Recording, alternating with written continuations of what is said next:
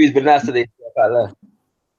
Hey, we're live, you know, we're live. Leon, you're a sneaky one for that one, you know. G.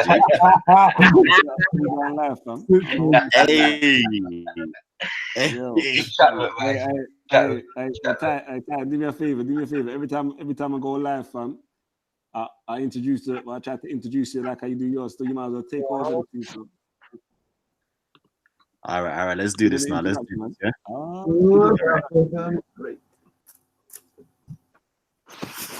Oh man, we live, baby. We live.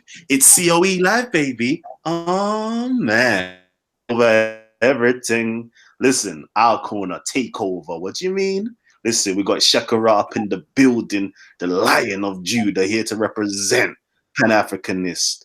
Chase. And of course, we've got that's a new. Yeah, let's get it. Scattered mind. Oh, we could do that. There you go.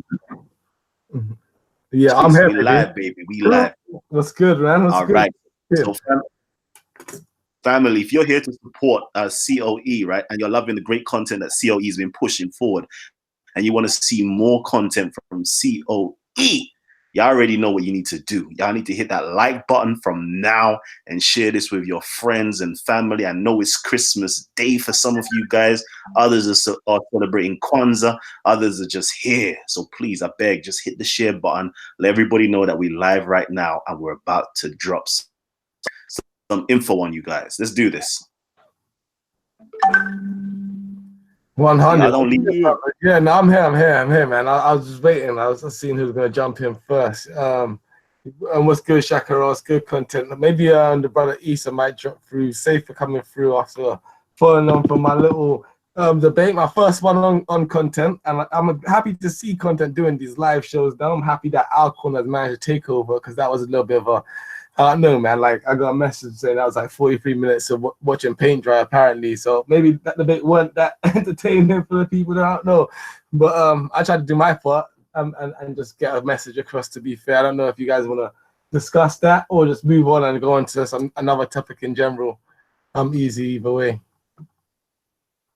Yeah, it's one of those ones like move on swiftly, move now, quickly, get out of there. Get out. I agree. You know, again, like, and this is no knock on you, right, or anything like that. I'm just simply saying that there is certain individuals, certain people, certain ideas that we really have no place, no business entertaining, right? We've seen certain people's actions. We understand the way that they think. We understand their agenda. And we should not be pushing their agenda. We should not be promoting their agenda. And we should not be distracted by their agenda. It's just that simple. 100. Yeah, I was gonna say, where you going, Shaka? Yeah, I'm here. You know what I mean? But yeah, man's agreeing with the big brother right there. You know what I'm saying? In the sense of the fact that yeah, we just have to know what we're doing and who we are already. A lot of accusations are being thrown around there, you know, in terms of what people are representing. And the reality is that even among all of us on this call, yeah, like we're not monolithic in the sense that we all have our differences of opinions and them kind of things there. But the fact is, there's a space for us to have a conversation with a basic level of commonality, just what I'm saying, and understanding. And when somebody tries to come in and confuse that, or divert from that in any way, shape, or form, we should be very protective over the environments and the spaces that we are creating. It was obvious to me from what happened on Sunday that there was an attempt, yeah, to divert a conversation and subvert an agenda that we were having, yeah, and try to turn it into some infighting, or to basically single out certain members of those who were in the conversation who represent a particular organization by the name of gang, and, you know, single them out and have the rest of us kind of accommodate that agenda. And I think it was a positive thing that none of us were you know, in the mind to do that. You know what I'm saying? And I think, you know, that demonstrated something on that day. The reality is, as Kalama said, yeah, that we don't really have to entertain none of these conversations. On the flip side of that, though, I do believe that as I said on Sunday in another conversation, we have a saying in Jamaica: the more one can climb the tree, it's the more I'm exposing backside. You know what I mean? And so the levels to which certain things are being exposed to those who are listening and watching these things now are important. Yeah, very, very important. You know, and there's much that this guy said that you know, probably needs to be put into context outside of a conversation with him. So I'm glad we're able to just build as brothers and sisters after that. You know what I mean? Yeah, definitely. There's a lot to put in context. Yeah, we hope we can move on to that conversation for sure. I just wanted to say, like, for me personally, I think all of us realized at the part there, and I think it probably even went on a little bit longer than even it needs to in the part to some extent. We could have just cut him off early. But for me personally, like Black, Muslim, and all that, and seeing some of the politics that's been happening at the park, it was kind of annoying and frustrating to see like that playing out before my eyes. So I had to call it out, one, and then two. Once I called it out, what was annoying was that like there's a bunch of brothers who came rushing over, and they almost like at one point that they wanted to rush over and do something to not necessarily do something to Jedi, but you know, like act like Jedi was the problem or the aggressor. Definitely. And then when Raven asked them why no one was standing with me, all of a sudden nobody heard anything. Do you know what I mean? It was just like so, and then people wonder why. Like anyway, so yeah, that's the thing that I feel like. Yeah, I try and stay out of a lot of the part politics in general and stuff. But I feel like in that moment there, I had to talk up. But in general, like I don't really have much. Just like even with the debate today, like he was messaging bare like mad comments under the video. So and like I wasn't really in that mood to debate, but I was like, you know, he called me out, so let me just go and do it and just write it. But you know, yeah, like I say, there's a lot we could build on in terms of some of the stuff he brought up. Otherwise, that you know can move into context, so we can have a more wider conversation about that. But let me try and set a foundation here. Yeah? Hopefully this makes sense. Yeah. So obviously, like in less than half an hour, we're going into the 26th of December, yeah, which is the first day of Kwanzaa. All right. And the first principle of Kwanzaa is umoja, which means unity. Yeah. But for the sake of this conversation, I think the second principle of Kwanzaa is most applicable. Yeah. The second principle of Kwanzaa is kujichagulia, which in Kiswahili means self-determination, which is defined as to name ourselves, create for ourselves, name ourselves, and speak for ourselves, instead of being defined, named, created for, and spoken for by others. Yeah, and that is the reality of what's going on right now. Yeah, it's like what I've been seeing, and like I said on the video, I was involved in 2 conversations on Sunday whereby people who are not Black or African were felt that they actually had the right, to impose what they think are the primary problems within the Black community, what remedies they think, should be enacted in terms of, you know, addressing these issues, and also who, is worthy to represent us on these things, and I'm quite clear that is particular to us. I don't know any other people whereby people feel that they have the right, to, with assertiveness and arrogance, come among them, and decide that they are going to dictate the terms, of whatever oppression we are under and facing globally as a people, and how we are going to liberate ourselves, and who should represent us in the process of that liberation. And I am quite in sync with my brother. We don't have to take any of that. We are not duty bound, to receive any disrespect from anybody on them levels there. You know what I'm saying? Especially if we're dealing with self-determination. All people on this planet, have a right to self-determination. And I point to you that no people under any national or quote-unquote ethnic or even religious banner would accommodate anybody trying to dictate to them how they should address issues. You know what I'm saying? And so I don't think we should play that any further. That said, there may be some questions that the guy asked, that may be relevant to the conversation that we're going to have for each other, and for us to answer for the sake of those who are listening. You know what I'm saying? 100. Yeah, I wanted the man to just give a general recap of the obviously man them's touched a bit on our corner that just went, but yeah, I don't know. I don't know if man them feel like should play the thing and just go over it. It might be a bit long still, I don't know. If the man just want to touch upon our corner, their impressions of it, you get me? Highlights and the downsides of it. Yeah. I mean, we could do the whole playing it thing if you could do like a kind of, you can speed it up obviously to 1.5, and if you kind of skip through it a little bit, and we could do a little review on that. But obviously, I kind of remember it relatively well, so I'm happy just to talk through it with the guys because I know. All of the pass weren't even under our corner anyway. Still was on a pre. It was on a pre Oh, our yeah, corner. previous one. Oh yeah. Do we want to address the issue of racism and whether it's racist to have an exclusively black group? Yeah, I mean, yeah. Of course, Why not? of course not. This is what I'm saying, B. I Like, said, we of need to course make not. we need to make sure that everybody within inside of the our corner, okay, who actually has a voice inside of the our corner, whose priority is black people or part of the black community. We should have, like, a security guard, so to speak, right? When anybody comes near, yeah, give them the notice. This is our corner. This is about the black community, by the black community, for the black community. You are not a priority. Stay your distance until you are invited into the conversation. Yeah. Because we don't really want your input. We don't care for your input unless we are requesting your input. And that should just be made known from the jump. All right. So we all know where we stand, and nobody needs to feel away or feel violated or feel as though we need to, bend for anybody else. We don't. We shouldn't. It's our corner, and that's what I got to say on that. Yeah, and I think people should not confuse political and cultural privacy with anything to do with racism. Yeah, you know what I'm saying, and all people, again, under the banner of self-determination, have a right to cultural, political, and economic privacy, and that's just what it is. Now, obviously, we're in an environment called Speaker's Corner, yeah, and where everybody converses with each other. And the reality is that from the time our corner began, yeah, nobody has been excluded from the conversation. There have been times when somebody might have had to be checked and said, like just what Kalam said, this is the content of the conversation that we're having. Yeah, so bear that in mind and be respectful of that. And even when this guy came in, he was not exited. Yeah, just what I'm saying.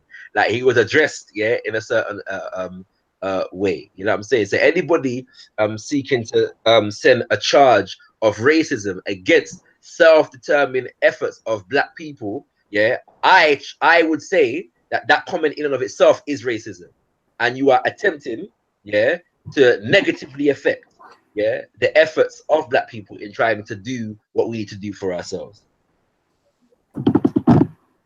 Yeah, I agree with both of you on that 100%. And obviously, I definitely don't have a problem with a black group coming together to discuss and deal with issues which relate and affect them. To be fair, it's not and yeah, like you guys both said, it's not really for anyone outside of the community to really. That's why I really didn't want a conversation to go on anymore. Like at that point, because like, I think, and I honestly feel like nobody wants to talk to this guy anymore. Anyway, that's enough. Anyway, so he's just trying to talk to as many people as he can, or who he could draw into conversations. But I think that's the thing.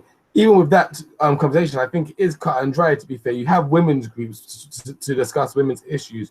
You have special interest Jewish groups. You have all these special interest groups. But when it comes to the black community, people want to say that it's stupid or there's something wrong with it. And yeah, it's not for us to justify it anymore, or to that. Like, even with that, it's not. It's kind of a short conversation, isn't it? It's like it's nothing to justify. Exactly. You know what I mean? So that's that. There's some people screaming racism, yeah, and I just want to quickly do this. Yeah, for those people who screaming racism, let's just quickly get the definition. Racism is prejudice, discrimination, or antagonism directed against someone of a different race based on the belief that one's race is superior. Racism is, number one, this ain't to do with race. This is to do with a community called the black community. And we're putting our hands up and we're simply saying that black people, okay, are definitely not superior. We're not saying black people are superior. We're not even saying black people are even being perceived as equal. We're saying black people are being perceived and treated amongst those outside of the black community, and even those within inside of the black community have inferiority complex. So right now we're saying we're at the bottom. All right, we're at the bottom, and all we're wanting to do is to fix. All right, Yes. fix our problems. And you guys, right, who have a problem with the black community trying to fix their problems, it seems as though that you guys have that superiority complex, and you would rather black people stay in an inferior state, right? Because it's much easier for you guys to control black people, all right, once they're inferior. That's what it seems like to me. I could be wrong, right? But what is the problem with black people trying to fix black people? Stop it. It's not racial discrimination. It's simply saying that one community, it's not even a race, it's a community, right, that's found themselves in a difficult position and trying to better themselves. Why do you have a problem with it? Why do you want to join? Why do you want to participate? Why do you want to subvert, right? We have Somali Corner. Nobody was saying Somalians were racist. I don't know. I may be wrong. I never followed it up that much. But there was a whole group of Somalians from different clans, right, coming together and speaking about Somali issues. Nobody's saying that's racist, right? You have, a group of Muslims coming together to talk about Muslim issues, right? They have their own, have you ever seen it before, right? Where you have like Shamsi, or you have like Muhammad Hijab, or other individuals, right? They'll have their own little private conversations. Everybody's crowding around. No cameras, no this, no that. No, go away. So what? Hold on. Is that not like, I don't even know. What do you call that? Is that not some type of supremacy now? Are you lot some Muslim supremacists or whatever the case is? No, you're not Muslim supremacists. You're just dealing with your own community. You're staying in-house and you're dealing with it. And you don't want any others outsiders to come and bring the negative influence on, or utilize your words, or utilize the video footage to make other individuals inside of the community look bad, right? You're looking after yourselves. So what is the problem with black people trying to look after themselves, right? When we have a house and you have a family, you have a wife and you have a husband, you have children, right? You lot have family meetings. Well, I hope some of you guys have family meetings, right? You're not looking for Tracy, next door neighbor Tracy, or Paul, the next door neighbor, or Ahmed, the next door neighbor, to come in and listen into your family issues, right? You're not waiting for them to come in and solve your family problems, are you? No, you're not. So why right to come in and dictate how black people should act and try to make black people look bad and try to give them a complex to say, oh no, we must be we must be, what's that word when you try to help we try to bring other people in? What's that word? God damn. We ain't trying to bring you in, man. This is in-house family business. Stay out of the family business. That's all I gotta say. I don't have no remorse. I don't have no niceness, right? Because you see me, I'm inclusive, right? When we're speaking about Issues Titans TV, we bring everybody in. But the one moment you want to be exclusive, right? The one moment that you want to be exclusive and just talk with inside your own community to better your community, racism, supremacy, all sorts. Black people on a general scale have never been black supremacist to that scale, where it's actually impacted and affected other groups of people in a negative way, right? To that scale, where we've seen other forms of supremacy that's affected other groups of people, not just simply black people, but it's affected other groups of people, other ethnicities in a negative light. We're not about that. All right, let's get at it. Yeah, fam. You know what I mean? Go ahead.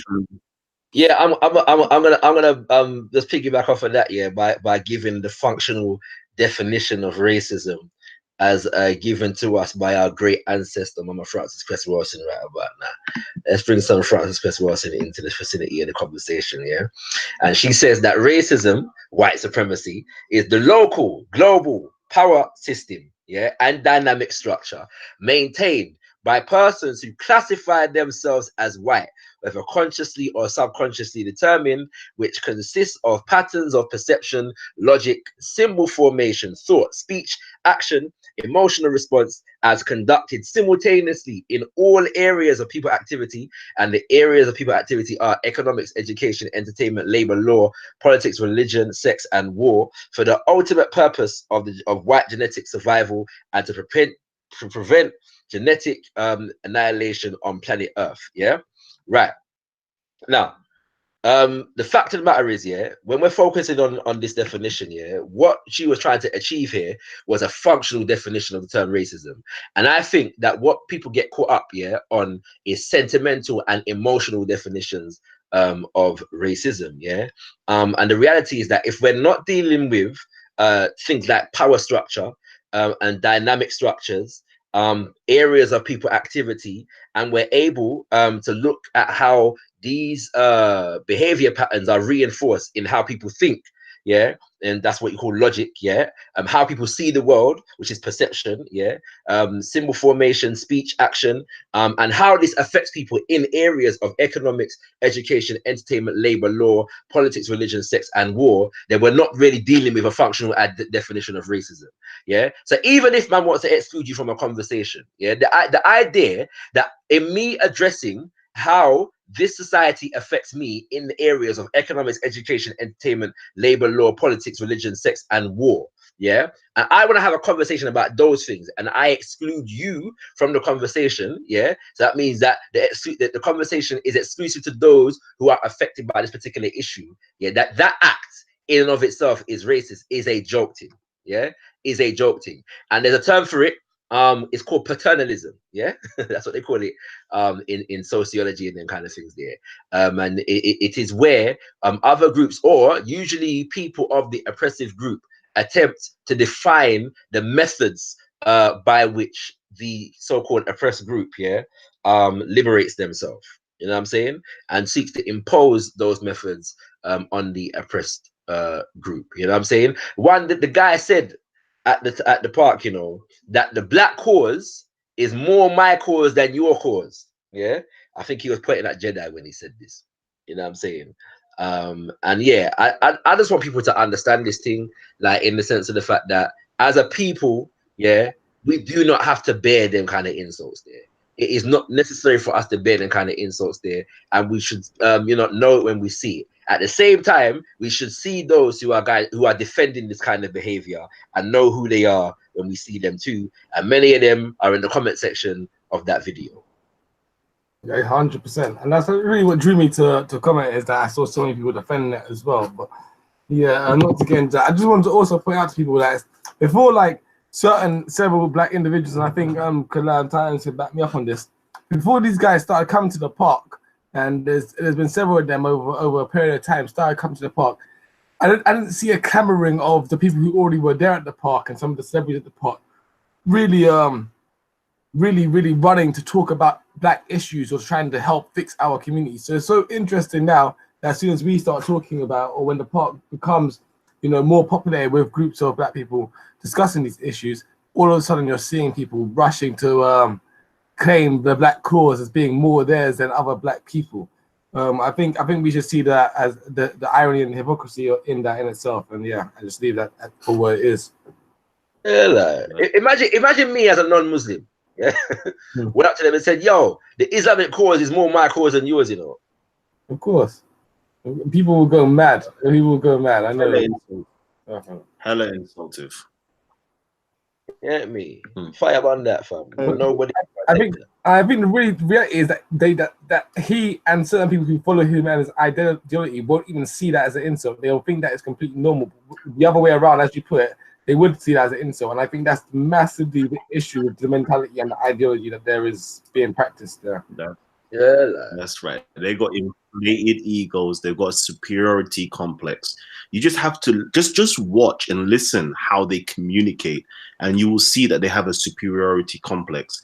And just watch and listen and see how they speak to various different groups and communities of people. Some people don't realize that racism. Huh?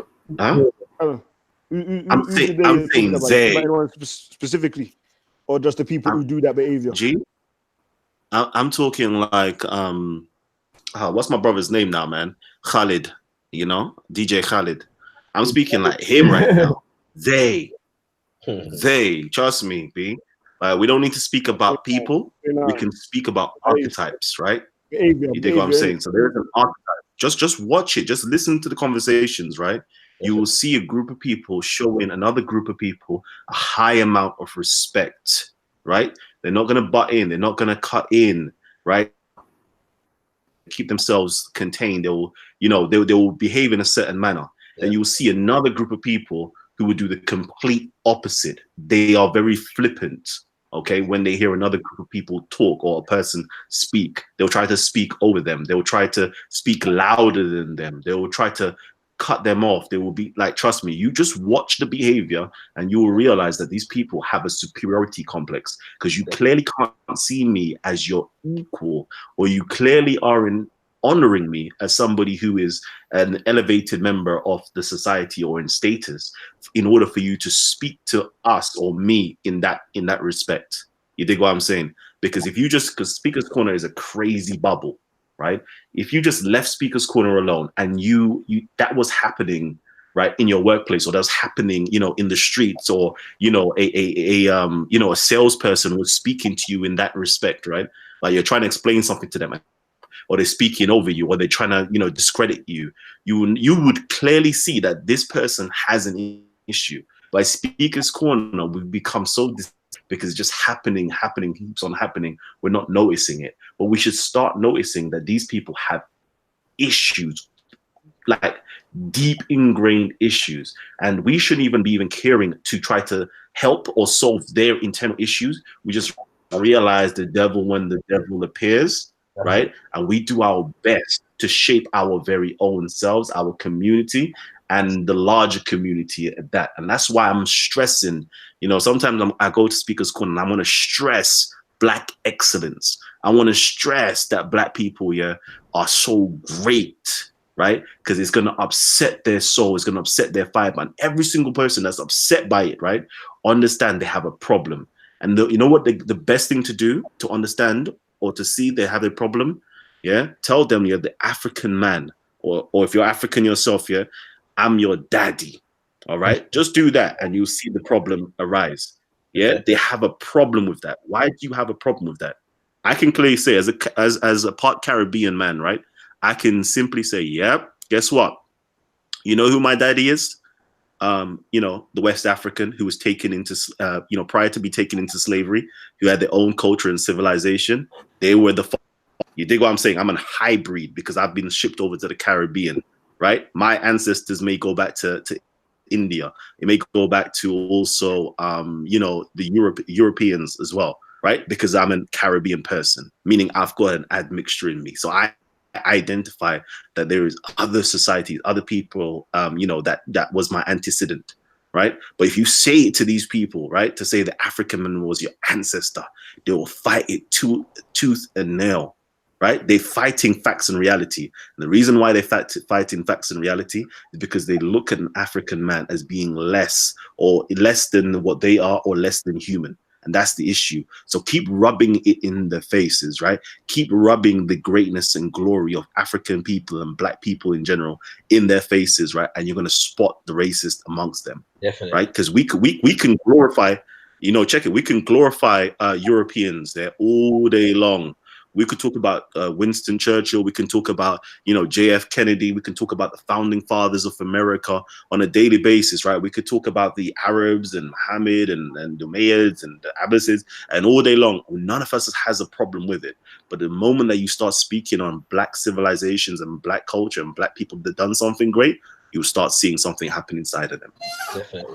Definitely. And you know what? Because I'm conscious of the fact here that somebody listening may not know the full context of this thing here.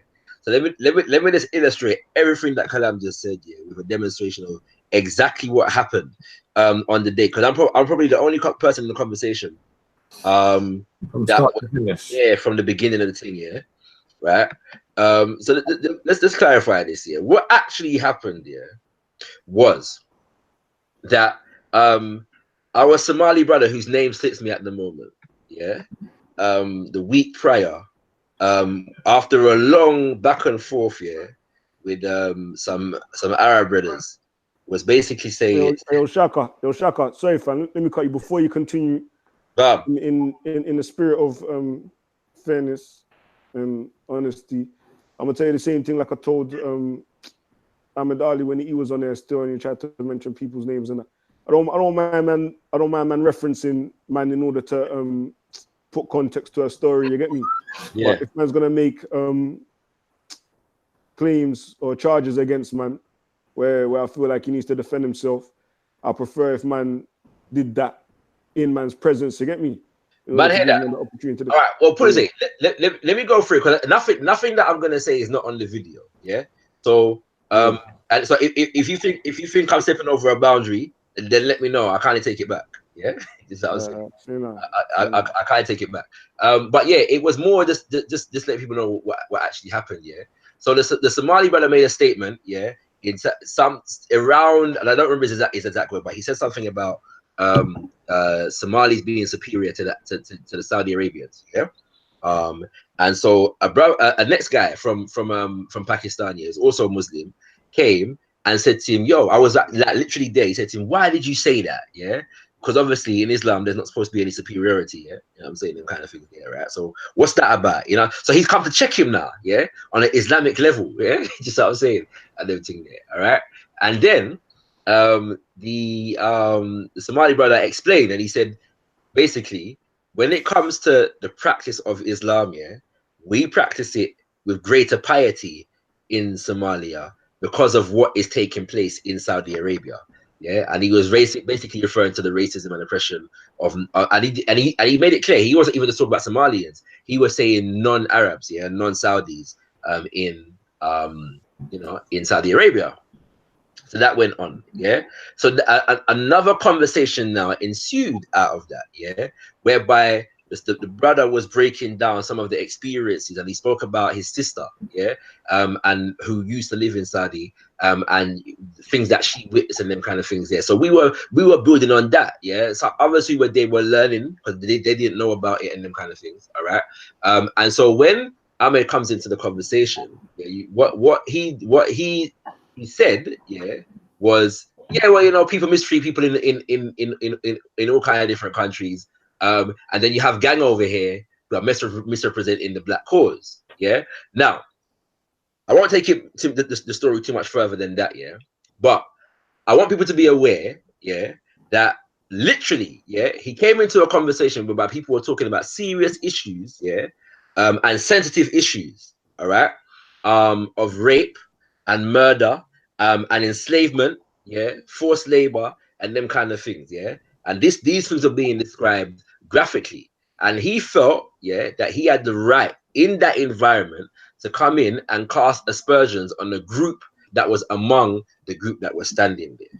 Yeah, that's what he felt he had the right to do, and also felt that he had the right to continue to divide the conversation after that, which was a mad thing. Yeah, whereby it was like, yeah, I'm speaking about gang. The question is about gang. Yeah, it's a statement that was said many, many times ago, although he didn't start the question of himself. Then now it was when he was everybody was at gang. Yeah, it was about specifying who was allowed to answer in the context of the conversation. So at different points, you're not allowed to speak. You're allowed to speak. You're not allowed to speak. You're allowed to speak. And so when it comes to what Kalam was just saying, what I want to demonstrate is that as well as speaking about our greatness, yeah, and the you know, all the beautiful elements of what it means to be who we are, yeah. Whenever there is a demonstration of any semblance of unity among us, these people see it as a threat, yeah, and the attempt is to divide, yeah, because it is seen as a threat, yeah. And we know the good saying to divide, and once you divide, you do what? You conquer, yeah. And that is watch the video again. That is exactly what was going on in that video, and we just need to be aware of it. That's right. He's knocking on the door. Don't let the devil in. That's the watchword 2019 knocking. Yo, the devil's knocking on the door. Content. Say none. Hey, what's the man I'm saying about the start of the corner in regards to the Brexit chat? I didn't like that still. I ain't gonna front. I didn't really know much about about how England is tied up in this European thing and where all the power lies in terms of making decisions and the trade, the Commonwealth and all of that. I liked all of that there still. I was learning a lot there, you get me? Yeah, let's go. Still from the political scientist there, you get me? We can do that. Let's go, man. Yeah, I like them kind of conversations. That's you, Scott. Break it down. You man jumping in too, but yeah, let's do this, man. You wanna play the video or you just wanna go straight in? We could have talked. We could have talked. Let's talk the thing still. Let me cue up the video just in case. But yeah, let's talk the thing still. Yeah, give. I mean, scattered, and then content may just draw a specific verse. Calm. I'll do that. So yeah, so I think with Brexit and the EU, basically, like I was trying to say, so basically, just basic politics that I think a lot of people don't know. So I think a lot of the people out there in the comments and viewers generally, they might know this, but there's a lot of people who don't necessarily know it.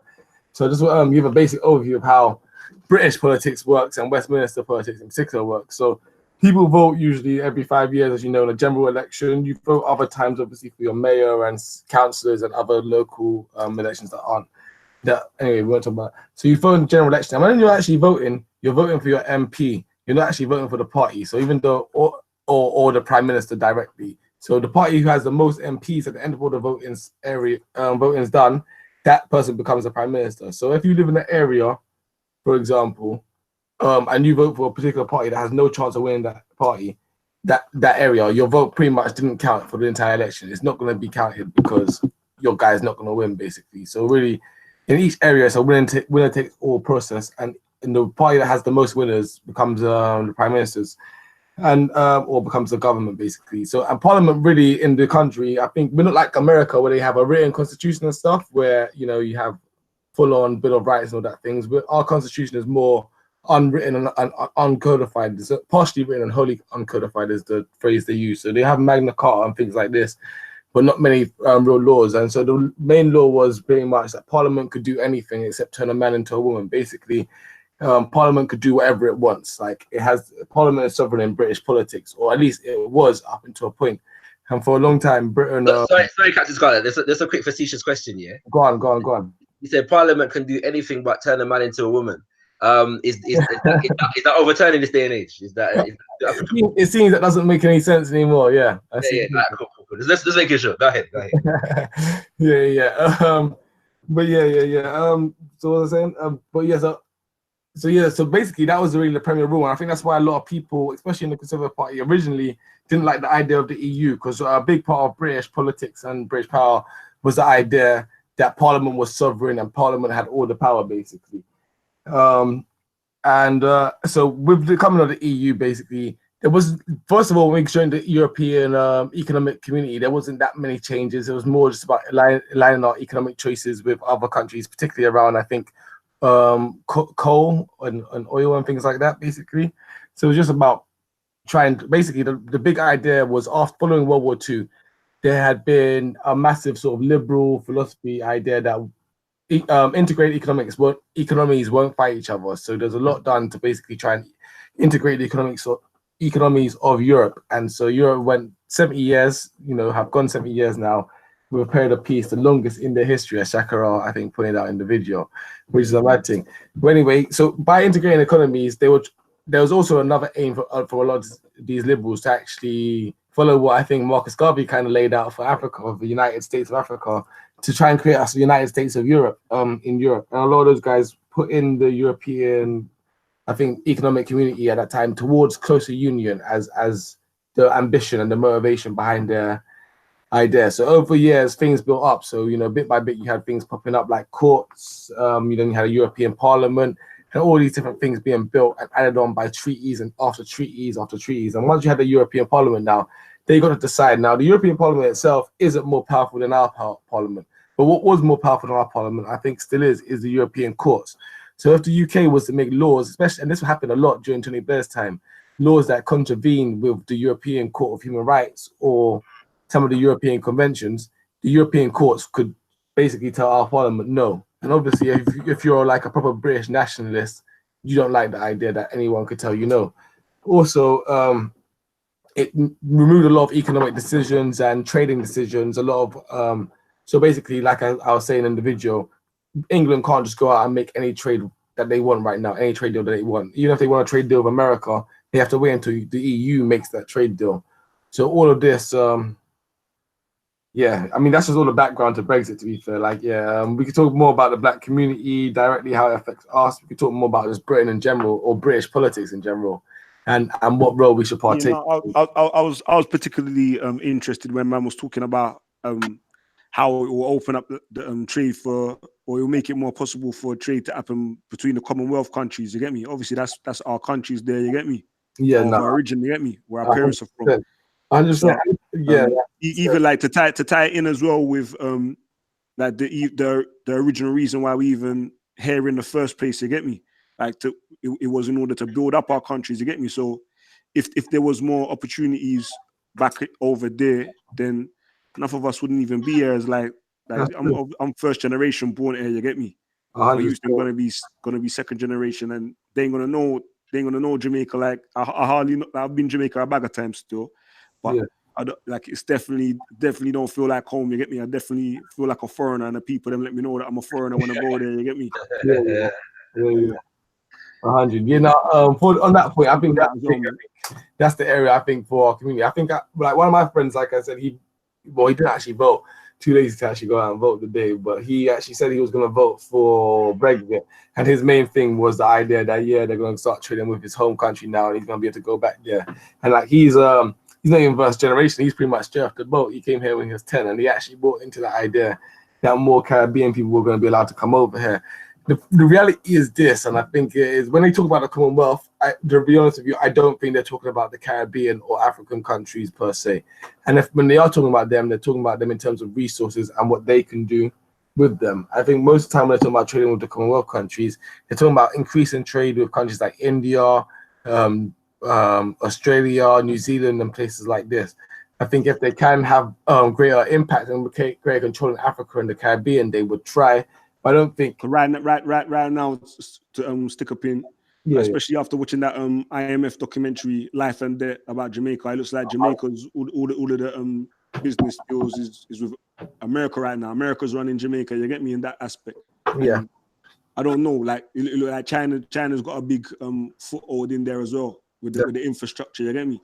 Mm-hmm. Yes, I don't know what's the British in terms of business. What's the British connection right now? Well, Jamaica, Britain still does have quite a lot of British interest or business interest, like just going back to old money and things like that. There in Jamaica, and there's still quite a lot of that old British aristocratic class at the top of Jamaica. However, you're right to say that definitely Jamaica have in the past 10, 20 years turned completely, I'd say, to look towards places like America and Canada, and those are two of the bigger cultural influences in those countries now. So I think Britain trying to reclaim the Commonwealth, they would probably be able to. They would stand a great chance of actually being able to win Britain over. I mean, win Jamaica over.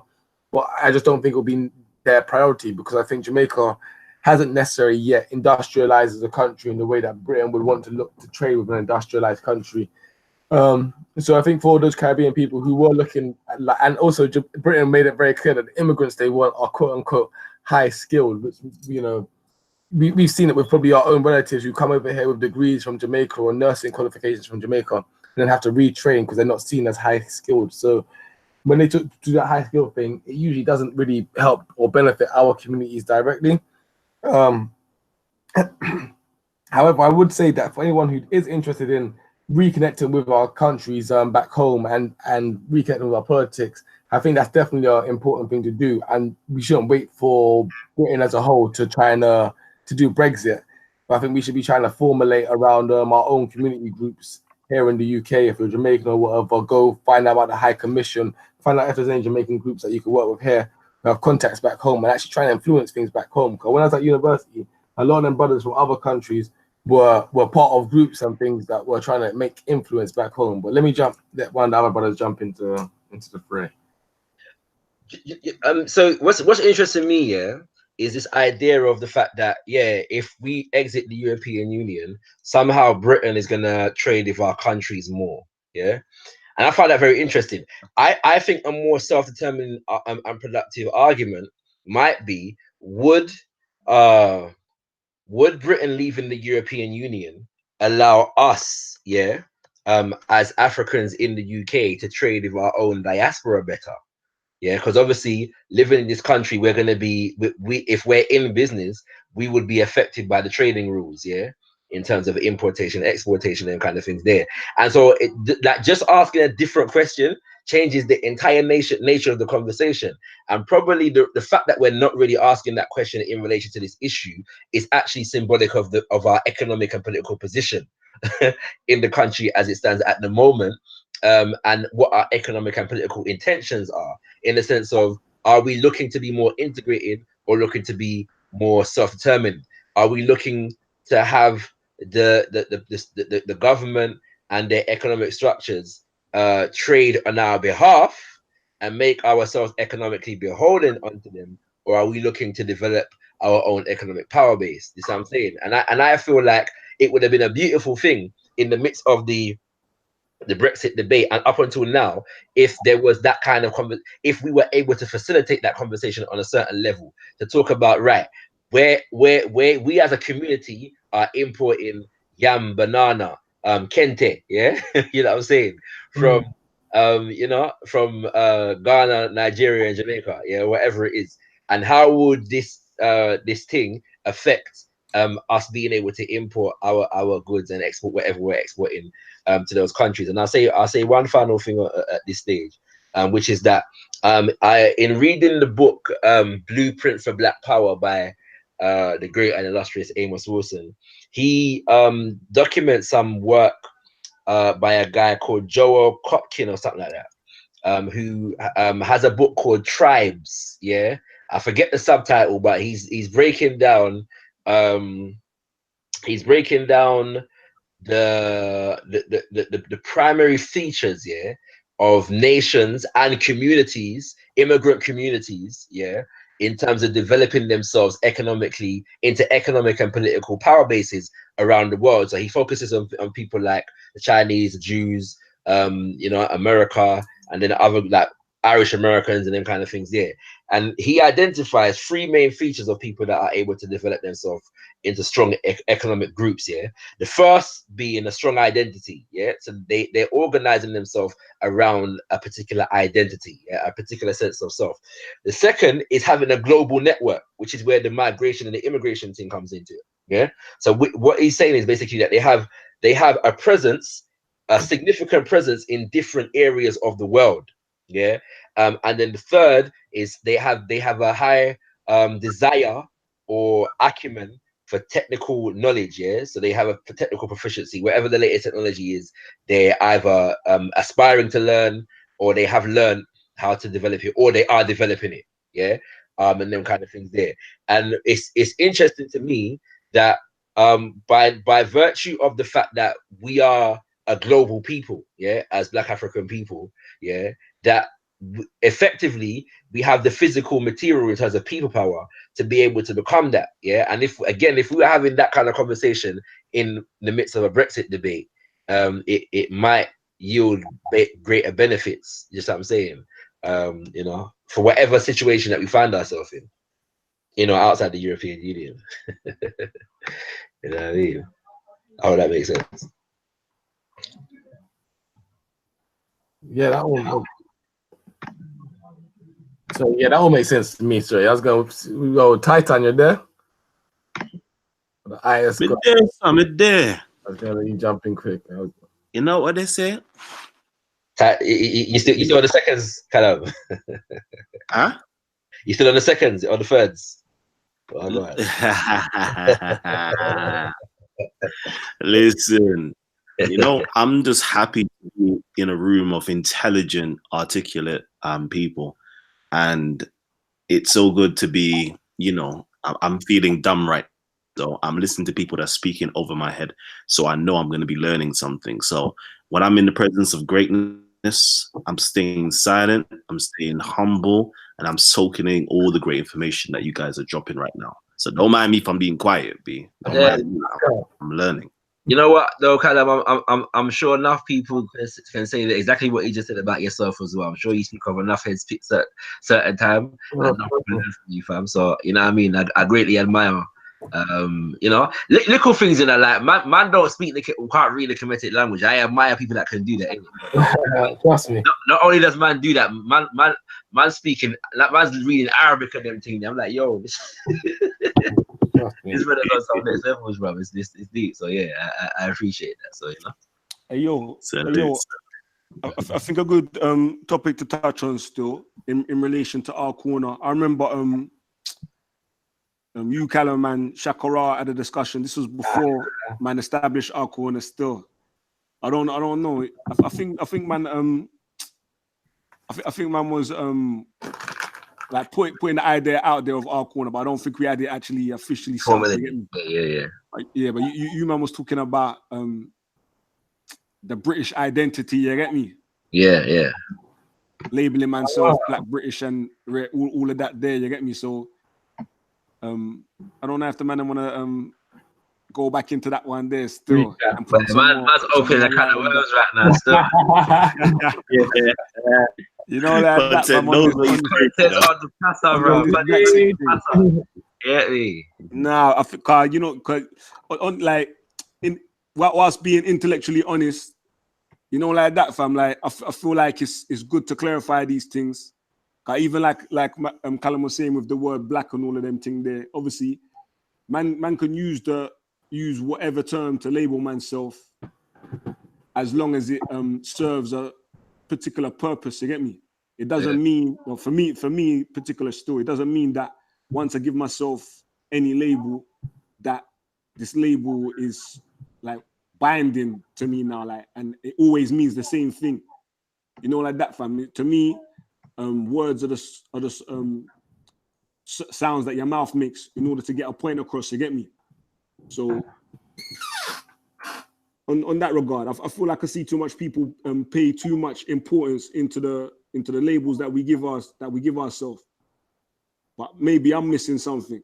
Maybe I should be more careful about what I call myself and the implications of doing so. You get me? So I want to hear the eyes them point of view in regards to the British thing. You get me? Growing up in this country, like this country is all I know, fam. I ain't gonna front.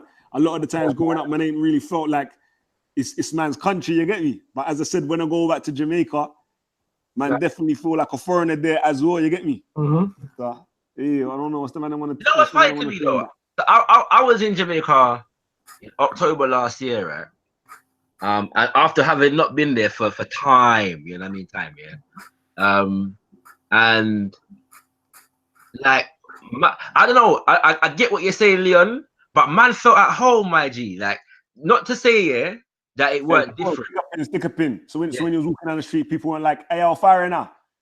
They weren't calling you foreigner. They weren't calling you out straight away. Before you open your mouth and talk. To be fair, not where I was. I was in Portland, but people knew because I was in a group of people as well. Because I was out there on a yoga retreat, so there were brothers and sisters from the States there as well, and them kind of things there. So when they saw us collectively, they knew who and what we weren't in it. You see what I'm saying? Like man weren't born there and them thing there. But my thing is, I get how like I've been Ghana and felt at home as well in it. Like man felt at home in Ghana in it. Yeah, man ain't from Ghana like that, like apart from ancestrally in it.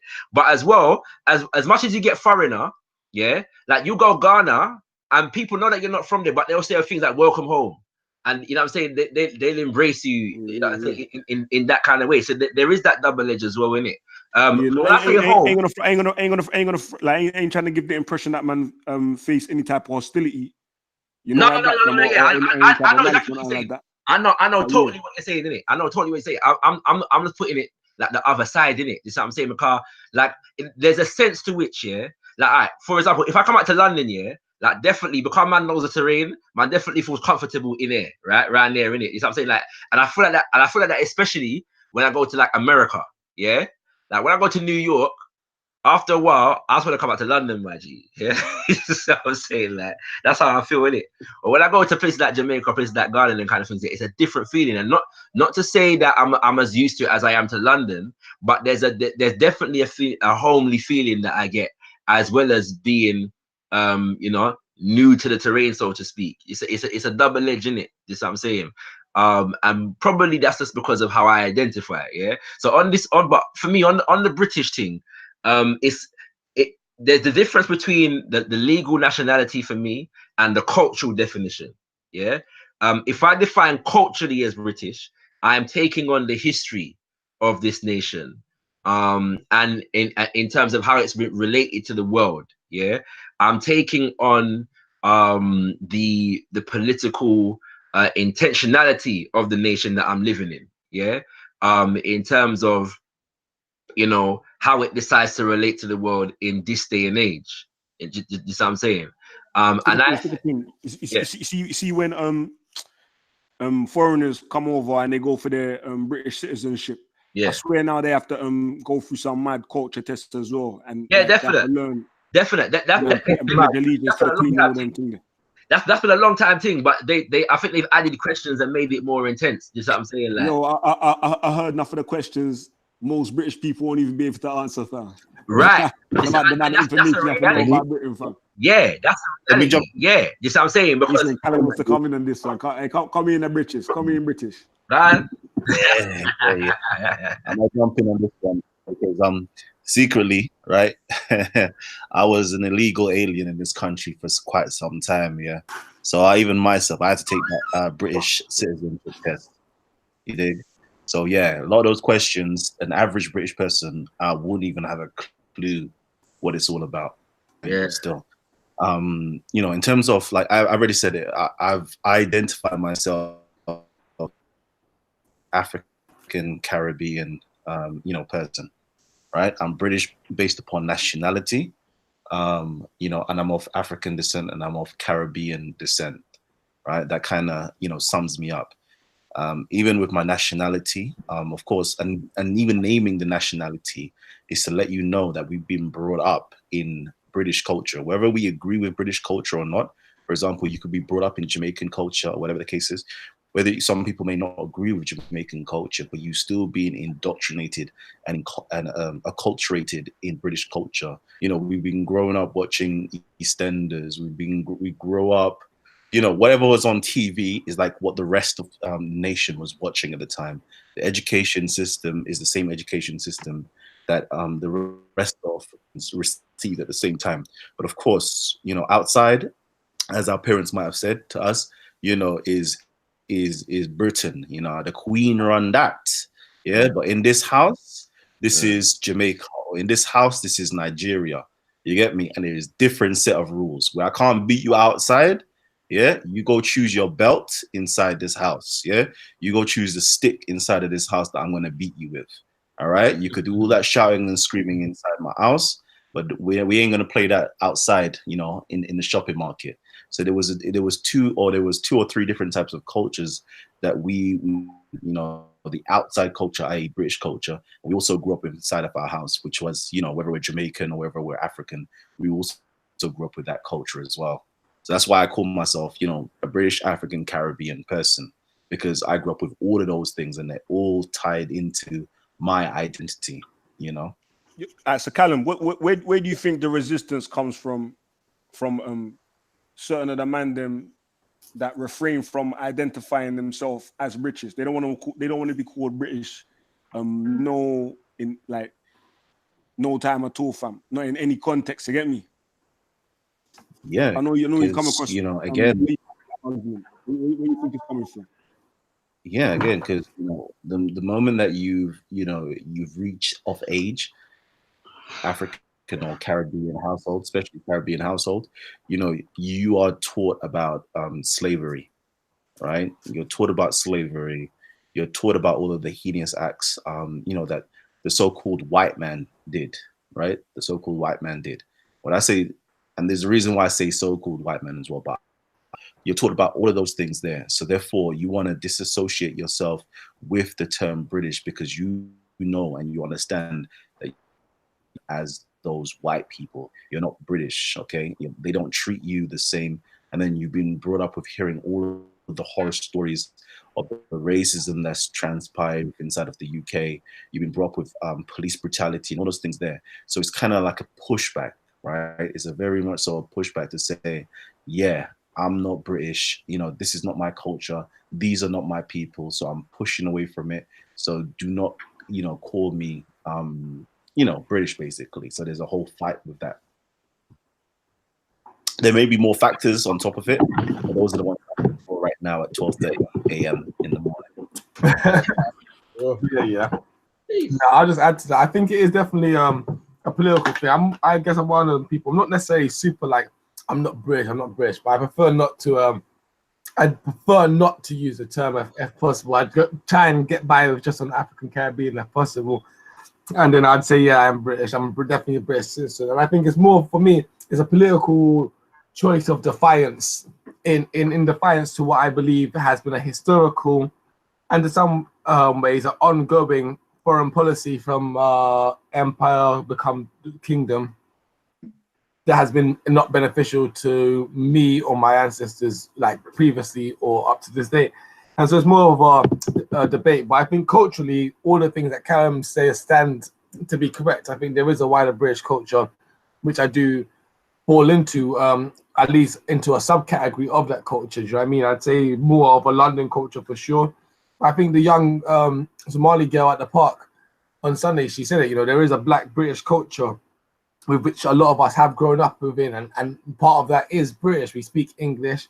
A lot of our slang, yes, has strong patois influences, but it's also East End and London influences in how we speak as well. So, yeah, I mean, but I think just a quick one before I lose my mind.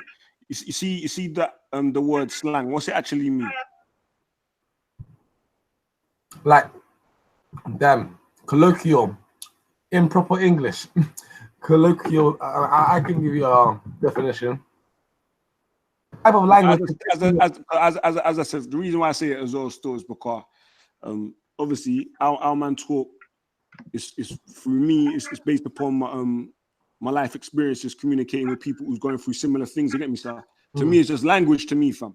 But more time when I hear people say it's slang man's talking, it seems like there's an element of like they're trying to devalue man's communication method. You get me? I can talk to who I need to talk to in order for them to understand where I'm coming from and what I need them to understand. You get me? Like 100. I don't like that, fam. But yeah. That's a quick one on that one still. Honestly. Yeah, no, definitely. I think continue on still.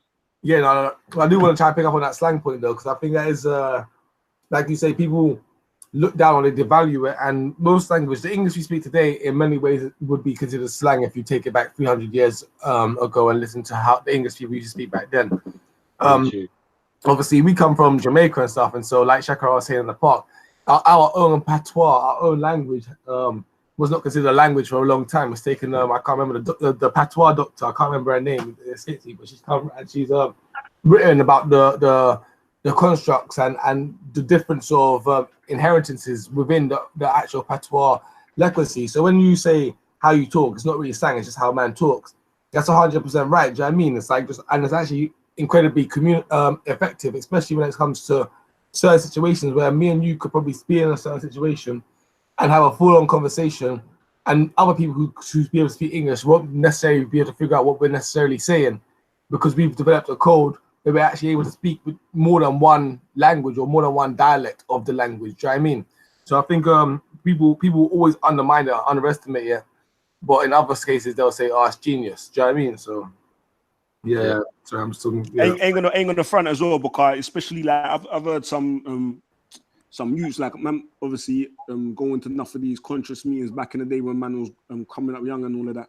I heard some youths, it's like they get the impression, or they was asked specifically about slang, and I do it in the quotation marks, and they was like, raw. When people use it, it's because they think they're bad. But he was saying it like he was expecting the elders to get, you know, like sometimes they want to forward from the elders, you get me? Yeah. No, they want to forward from it and they know what to say that will give them a forward. So I don't really know if you really believe that still. I ain't gonna front like there ain't some people who do use slang and go on the road because they want to be bad. And because they want that impression, they want to be thought of in that way. You get me? Like they're a bad man and rare. You get me? But it's not everybody that's like that, fam. You get me? So yeah, man, trying to poison their mind and make it feel like just because you do something a certain way, you make it own. Like, to me, it's the self-determination, fam. I don't feel nothing's more valuable than self-determination. You get me? Defining yourself, fam, and knowing why you're doing what you're doing. You get me, sir? I don't want to discourage, man, like the youth them especially that's coming up, fam. I make them feel like if you make your own way in life, then it's something to be looked down upon. Oh, like, yeah. think you're a bad man, or it means that you must be doing something wrong. You get me? Because they're programming out here, fam, to make you feel like you have to go through life and just yourself. The most you're gonna be is a benefit to somebody else's system. You get me? That you ain't got no part in forming. You get me? 100. And all of that, fam. More time you go, the education we get is that we can help run somebody else's successful business. You get me? Rather than be an entrepreneur and start up your own shit. You get me? That's it. Now you're right, man. Yeah, man. Just on that one there, still. Tell them. No, you gotta push that 100%. You gotta push that. Oh man, I had something I was gonna pick up straight off, and now it's gone out of my head completely, man. Does anyone want to jump in quick? Or, give me a second. Bye. No, it's calm, bro. Man, I'm saying, Shakara, Callum, what you man saying? Yeah, I just think for me, yeah, on this identity question, right? I don't. It's political. That's it. I know. Yeah. Go on. Finish your point. Oh no, that's it. I was gonna say. Yes. So I think I agree with you, Leon, when you're saying that people get pinned down, and what Shakara was about to say, on labels and titles, and really these things are like maybe I am missing the trick. Maybe it's like you. Maybe there's like other things attached to some of these labels and these names that I'm not paying attention to, and by using them, I am, destroying myself or my soul or whatever. But for me, to find myself as British, it's a label. Yo, Shakara, you got your volume up there. No, that's not me. Yeah, I think it was. Sorry, bro. But to find myself as British isn't necessarily a bad like a negative thing for me or whatever. Like I say, that's a political choice that I made in that instance. However, these labels I feel they're just labels, and you could use different ones at different times. Yeah. To me, sorry, fam. I don't want to cut you on along and make you forget still. But to me, like I said, fam, the label is just you're trying to communicate a point. You get me? So, what? Why would you, when you call yourself British, what would be the purpose for doing that? I feel like that's what you need to communicate with whoever you're saying, fam. I don't feel like man can hold that against you after that. Yeah, that's it, 100%. I guess, like, so 100%. Like, and the fact is, like, we got this British passport kind of thing. So to some extent, like, for all intents and purposes, politically, we are. Do you know what I mean? We can't say we're not unless you are going to renounce the citizenship completely. When it comes to citizenship and citizens' rights, you're British. When it comes to culture, we are very British, but our Black British culture in itself has links and roots in other places, which we can also trace back to and hark back to and hold on to. Do you know what I mean? So, can I ask a question? Yeah, go ahead. When it comes to being British, yeah, does man sing "God Save the Queen"? Me, I've never done that before. I ain't never done that before. What? Luckily, the thing about Britain, fam, and talk up, fam. Come again? I mean, the thing about Britain is though, it's not like America, where you got to pledge allegiance to the flag, and we got to do all the mad things in class. Callum had to do that still. He said he had to do that still. What are you saying, Callum? You had to do that, and yeah, he had to. Callum took his mic off mute to start singing it, fam. Come on. Britannia. Depending on what function I go to, you have to start singing those songs, it's like turning up to the mosque, bruv, and I'm singing and I'm rapping DMX. Can't be done, G. I have to start singing the same tune and say Alhamdulillah at the same time, fam. Come on. Let me ask you this. Did you man support England in the last World Cup? I rarely watch football, but if England is playing, I'm supporting England 100% of the way, G. I'm not gonna lie, I'm the opposite.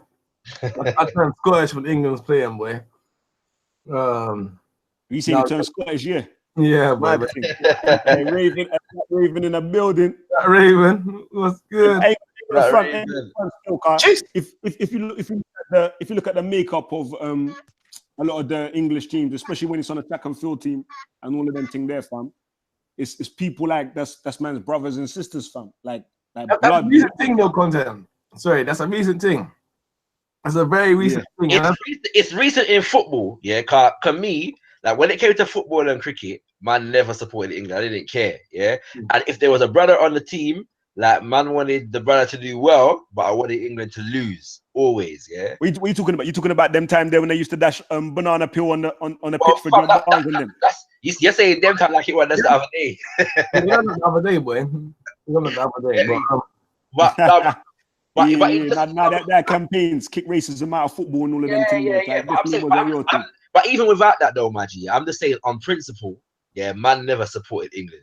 That's just what it was, isn't it? At the same time, I realized, yeah, that when it came to track and field, I never had no problem supporting Linford Christie. Yeah, like on a track. You see what I'm saying? And them kind of things. Yeah.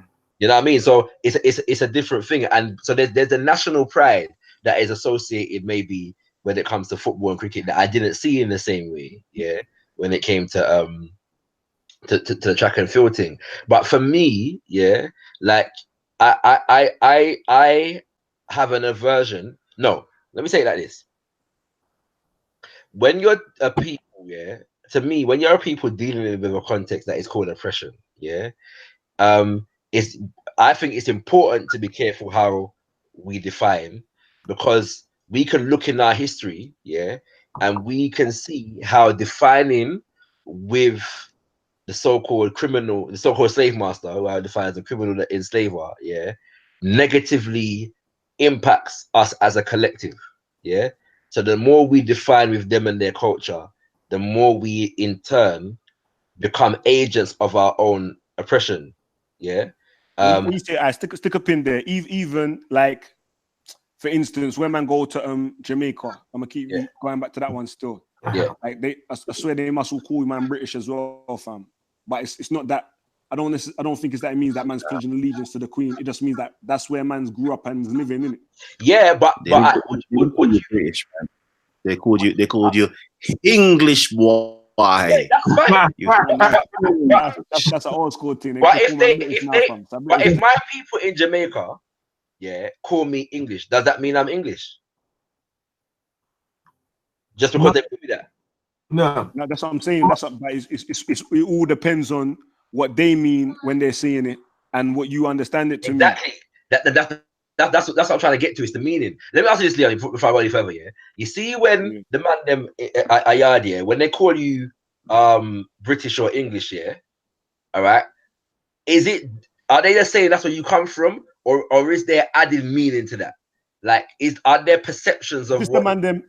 If it's the man them, if it's the bald man them, and they call me that, I feel like they're just saying that's where man come from, because if they go and live out in England for long enough, then they'll come back and call themselves that. You get me?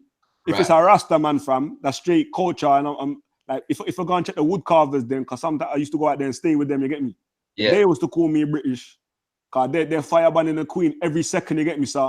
I know it's an insult. They're trying to insult, man. You get me? They're trying to attach it to empire and colonization and all them things. They're all of the worst things that they can think of.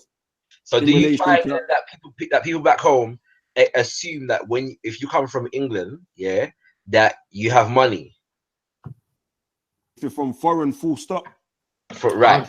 This is what I'm saying. And my point is that it's more than just you come from lesser, yeah. When they're saying that, people have perceptions of what it means to be British, innit, and associating you with that. You see what I'm saying? Yeah. And my only thing is that, to me, for what British means, yeah, I don't self-identify as British outside of this is my passport. Yeah. It starts and it stops there for me. Mostly because I understand the identity of British, yeah, to be something that was imposed on my people through a process of colonization. And they imposed British identity on us as a means of making us allies of theirs. We pledge our allegiance to Britain. You ever come across an elder, yeah, that still has a very colonial mindset, proud to be British, and will tell you about their 1/16th Scottish ancestry, yeah, and them kind of things there. So I'm saying that comes with, because people are identifying with this British thing. You see what I'm saying? And so we were taught to identify with that. And more that we identify with that, the less we're supposed to identify with who we are as African people. Finally, because I'm dealing with nationhood and nation building, it's self-determination for me to self-identify as a part of the nation that I am in the process of helping to build collectively with other brothers and sisters.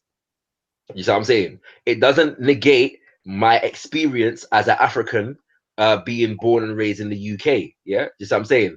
It doesn't negate that experience. That is a part of the experience. You see what I'm saying?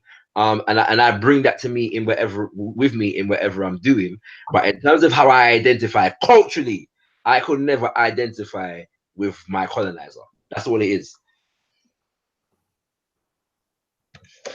That's it. Yeah, I got something then. Cool. Yeah, calm. Yeah. So yeah. Personally, for me, I just agree with that completely. No, I do. Order. Before you go, fam. Raven, open your mouth and say something, fam. In the building. Yeah, calm. Introducing Raven, everybody to the panel, all the viewers. He just stepped in the place. Hey, how's it going? Raven got a new mic. Right. I like. I say that, Scott. Do your thing before you forget, fam. Go. I mean, I already forget. I'm here eating, man. I'm just finished my dessert. But but yeah, I was just gonna say that when it comes to all these things, that they are all just used for strategic purposes. There's not like a lot of it doesn't necessarily really exist. Don't really want to blow anyone's mind, but the concept of being British, African, that blah blah blah, all of these things are concepts and ideas that we're using words to define. And if the word you don't like, maybe just think about what a definition is. And I think but I do agree with Shakara in terms of not wanting to be associated with the empire and actually taking a political stand, and I think that should also be understood. And I think it could be understood in terms of a democracy and actually as part of the British tradition. For example, the fact of the matter is, all throughout time here in Britain, different people have protested in different ways against governments and so on. So one way of protesting Britishness is to say, I don't want to be referred to as British. That should be understood really within the whole British culture, as it were. I don't think you can't get no clearer than Al Shakara done it, fam. I'm British in terms of I got a passport, and that's where I'm born and raised. That's it. Full stop. I said full stop after that. You get me? Nah, no further Britishness. Let's keep it moving. Hey, I don't think there's gonna be any confusion after that. You get me? Hopefully. Hopefully. What you say, Raven? How's it going? Yeah, I agree, man. I agree with what Shakara said, to be honest. Well, Raven's a man a few words today, boy. He's the turkey leg weighing down the menu, Raven. I'm vegetarian, boy. Yeah, I'm listening back. I'm being facetious, isn't it? I'm being facetious. He's saying you've been boxing off bare side today. I agree. I mean, all I can say is back in the days, I supported Cameroon football team. Oh yeah, Cameroon football team. Yeah. Oh yeah, that's other thing. Roger Miller. There you go. I remember them days actually when Cameroon were on things. Actually, they was actually a good team. Why is that? Why is that? I want to know the reasons behind that though. Why is that? Why you didn't support England and Britain? Cool, I could go. My dad would never let me. Yeah. No, go. Anyone who wants to take that one? Let even go. No, I missed the question. Repeat it, please. I'm saying back in the day, if it was a supporting like world teams, it would never be the place where we're living at right now, England or Britain. It will be a foreign something else. So I'm saying, why is that? We never really saw. So for me growing up, I never really saw black people collectively as foreign. So if there was a World Cup on, and there's like a black nation or African nation, then obviously we would support automatically. Like at that time, Jamaica hadn't qualified for the World Cup, so the next thing would have been Cameroon or Nigeria. But then even then, Nigeria didn't qualify back those days. I think you naturally saw yourself watching English stuff, so you would watch English football and you would support it because you're more familiar with the English team. But obviously, it was an amazing thing to see Cameroon qualify, and you automatically support them. There's just an automatic thing. There was no debating it. For me personally, it was a little bit different. I think, like, I specifically, I guess, to some extent, it's the same. Like I said, when England played, I turned Scottish, and I was kind of making a joke. It's kind of like, I'm not sure if you know about Scottish or Irish or Welsh people. Like when England are playing, no matter what other country they're playing against, those guys usually support the team against England, basically. And I think it's because there's been a long history of rivalry and so on between the nations. And I think a lot of that rivalry has come actually down from actual warfare. Do you know what I mean? The fact that England and Wales and Scotland and a lot of these guys actually went to war with each other. So a lot of the rivalry comes from a long history of this kind of thing. So whenever they play in football, I think a lot of those old memories come up. People, will refer to Braveheart and things like that, and when these games come up. Yeah, definitely. And so I think a very similar thing happens when you are, I think, from the Caribbean or Jamaican, because your nation was subjugated by this country, this empire, for example.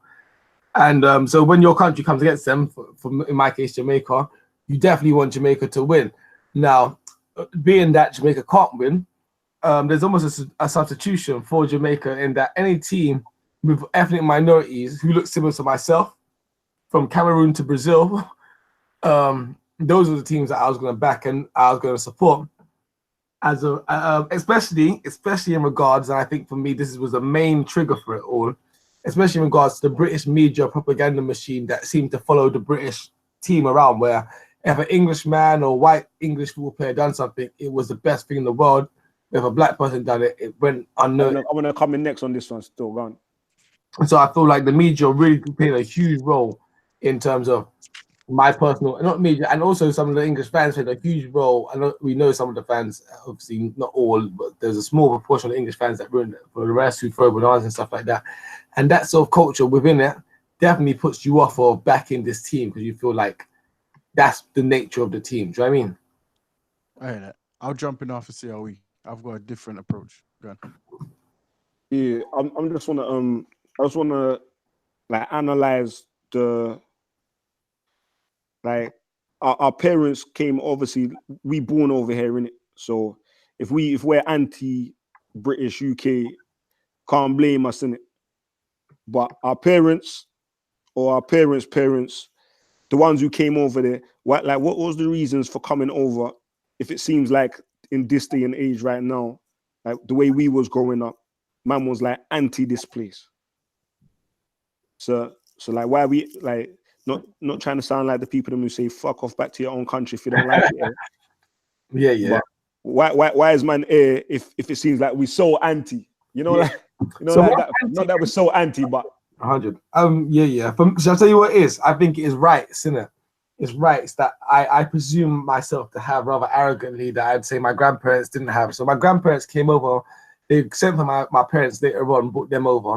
And I think that's where the shit happened. So my grandparents came over here, proper loving Britain, proper wanting to, back this island and make it and saw it as the fatherland and whatnot. And then I suppose my parents growing up, once they got sent for, they was brought over here and they're growing up in this country. And they realize, hold on, we're supposed to be British, but yeah, we're getting run down the street, we're getting called names, and we're facing extreme racism from both the state and the public. And that turned them off of the country to a certain extent.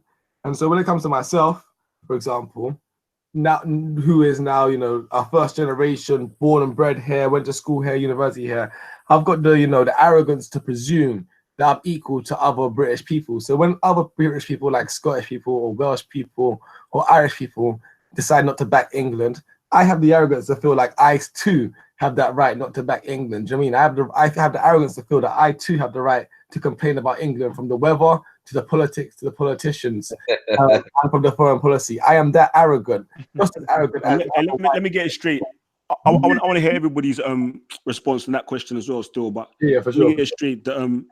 See the Windrush, that thing there, that was an invite, and I like that wasn't like it was an invite, yeah.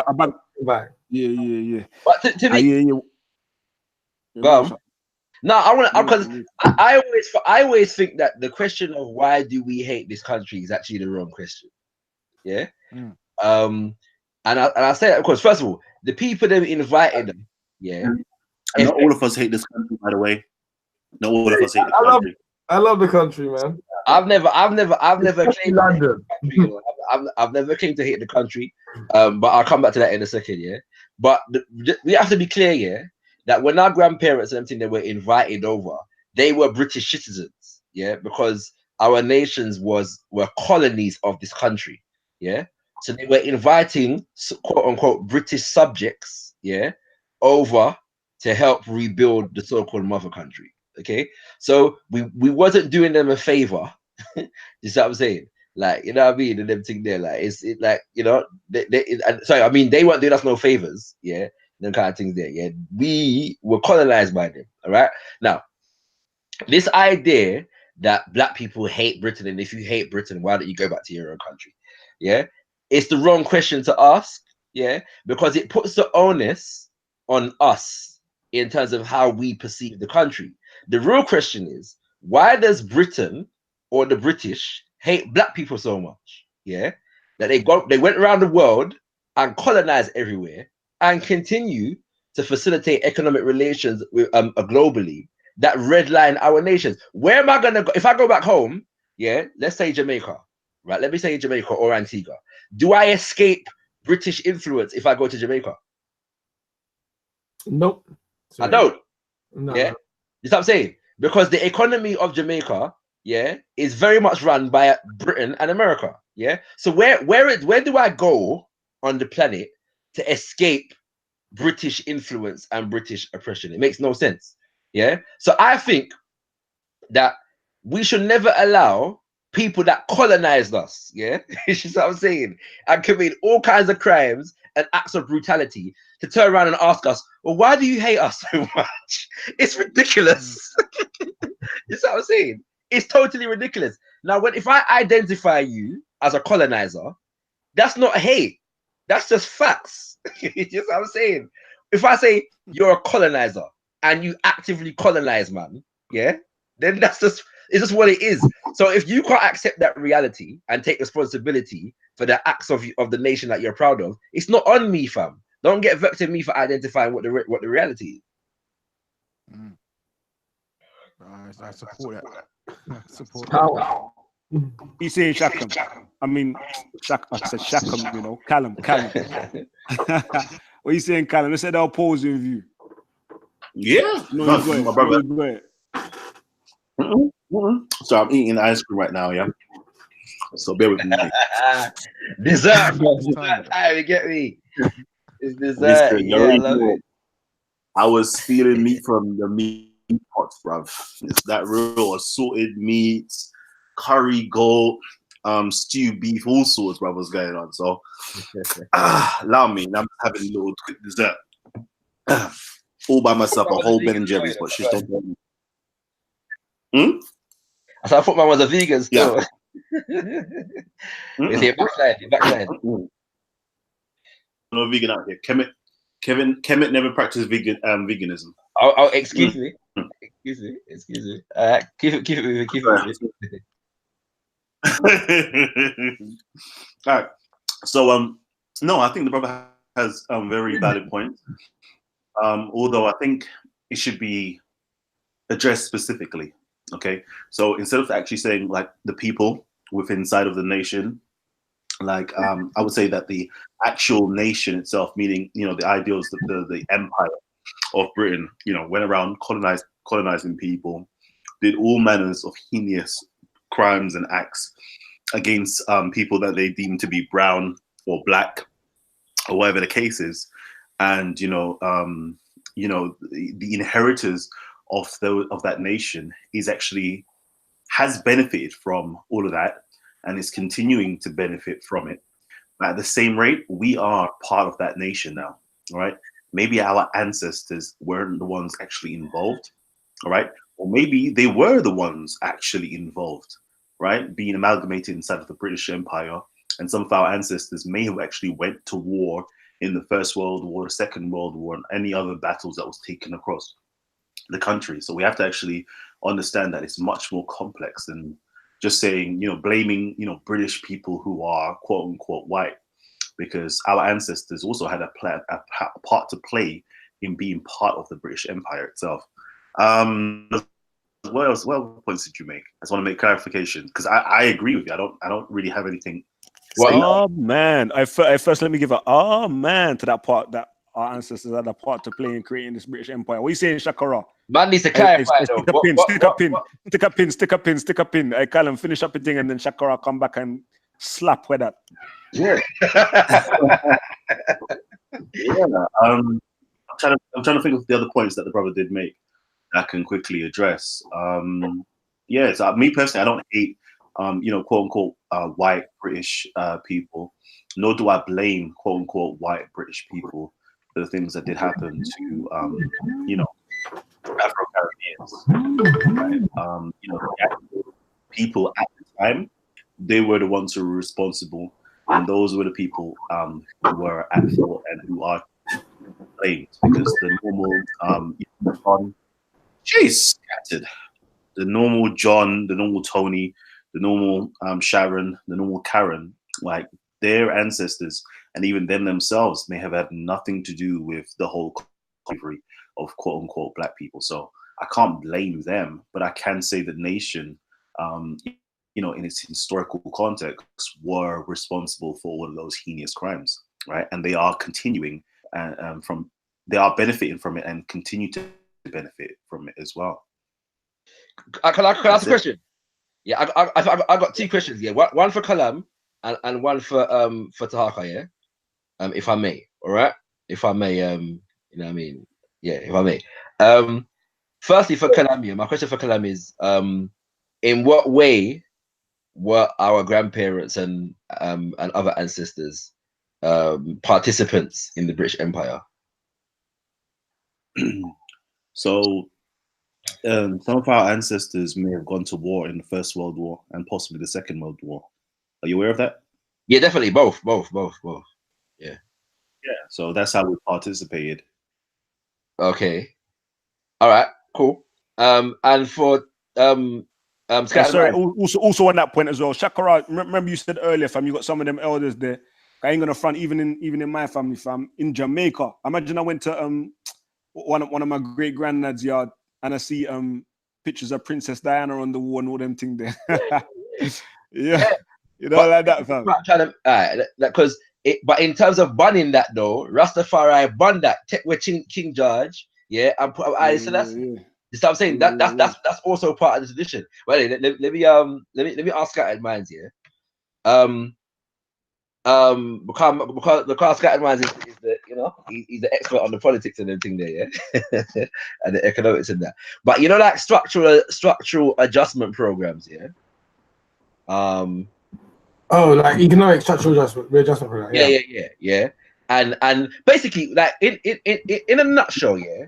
What is Britain's economic relationship with places like in Africa and the Caribbean today? Like, give me just are you able to give some examples of that, the basic relationships in terms of how Britain relates to Africa and the Caribbean economically, to the extent to which we're self-determined economically or influenced by Britain today? So this is not a past thing now, I'm talking about right now, 2018.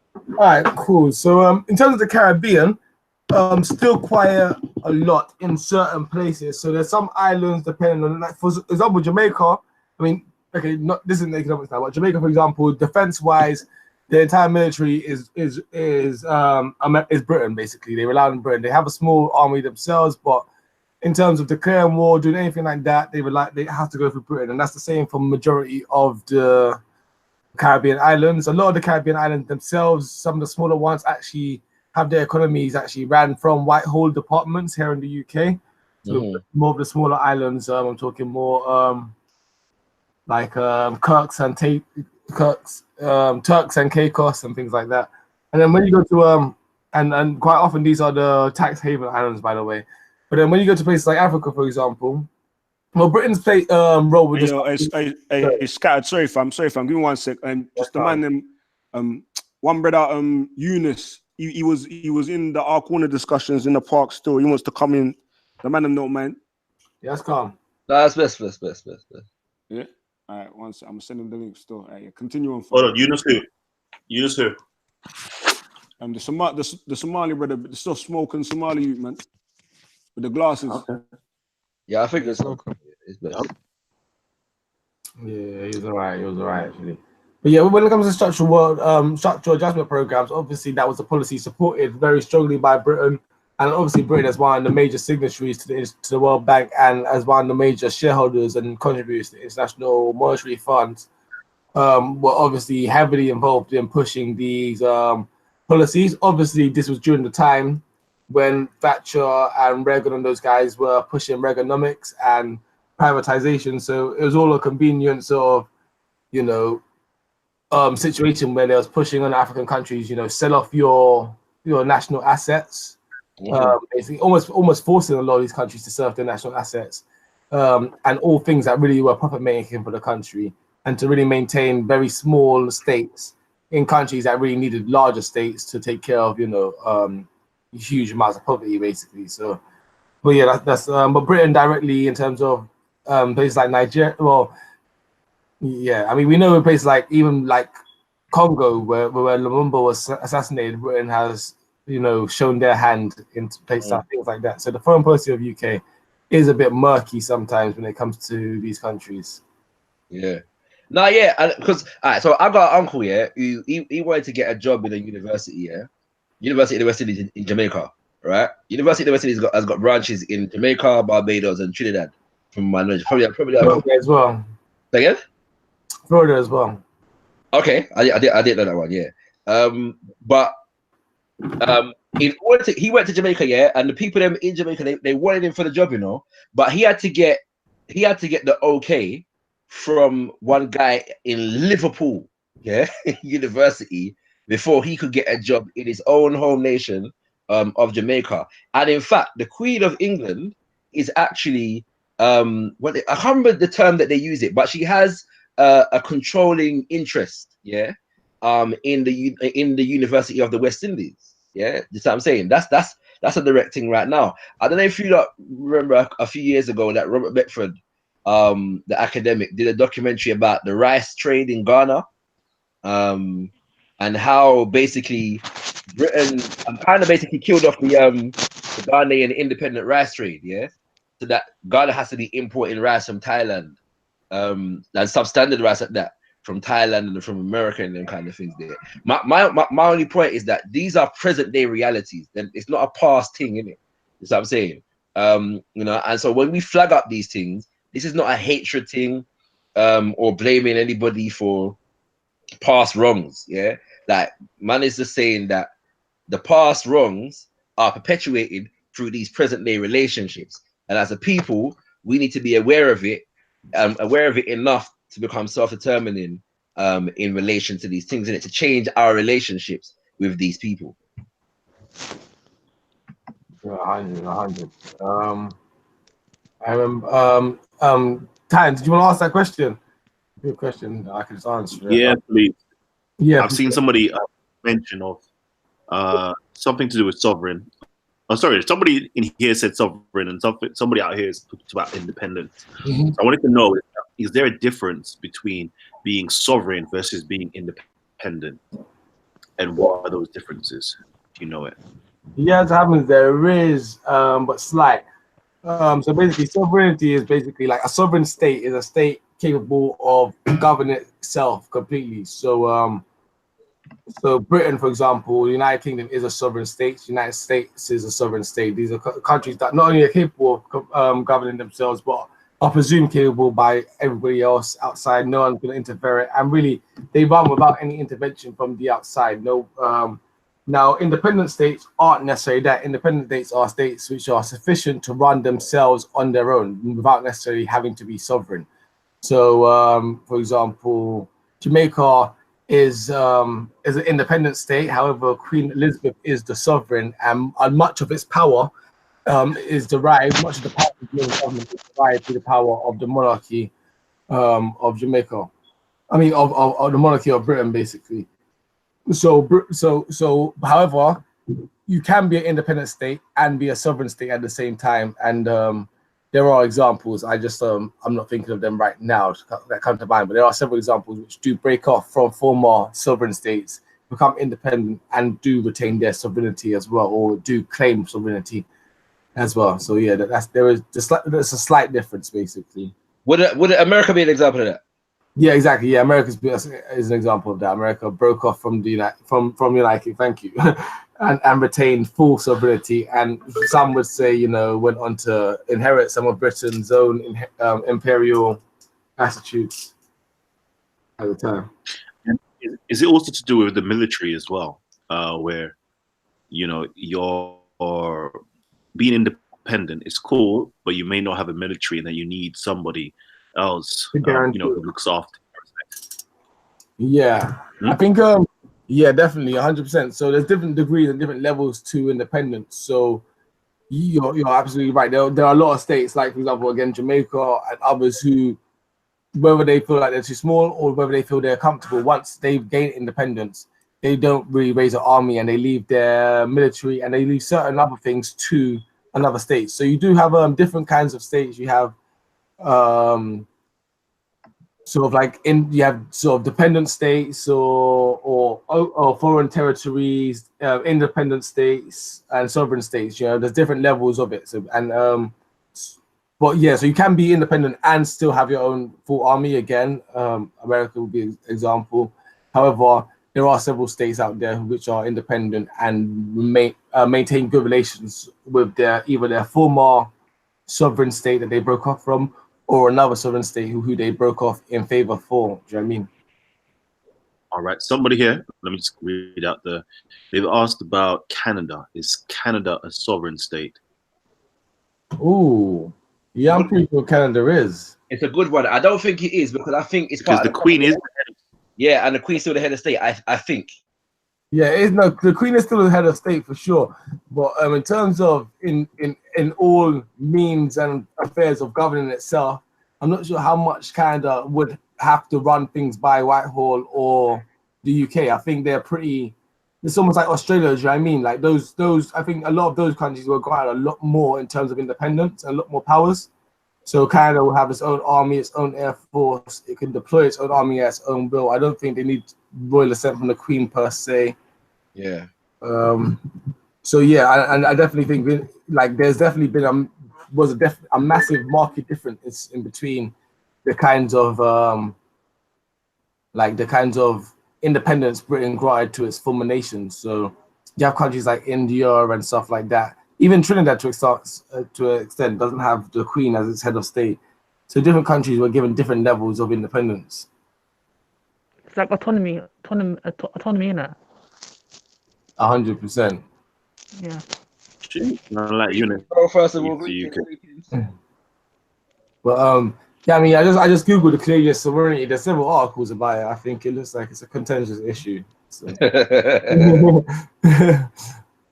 so yeah, I'm not gonna speak outright on that until I can do some more reading in it. But yeah, I think because of I think that was definitely a big question when it comes to thinking about this. And I think that's something that a lot of people from our community perhaps don't necessarily do in terms of when we have these discussions about politics in our country. It's very easy to say, oh, the Queen's your monarch and stuff like that, and blah, blah, blah. But actually come and try and understand some of the more deeper legal terms and nuances behind what makes a state, what is sovereignty and all of that sort of stuff.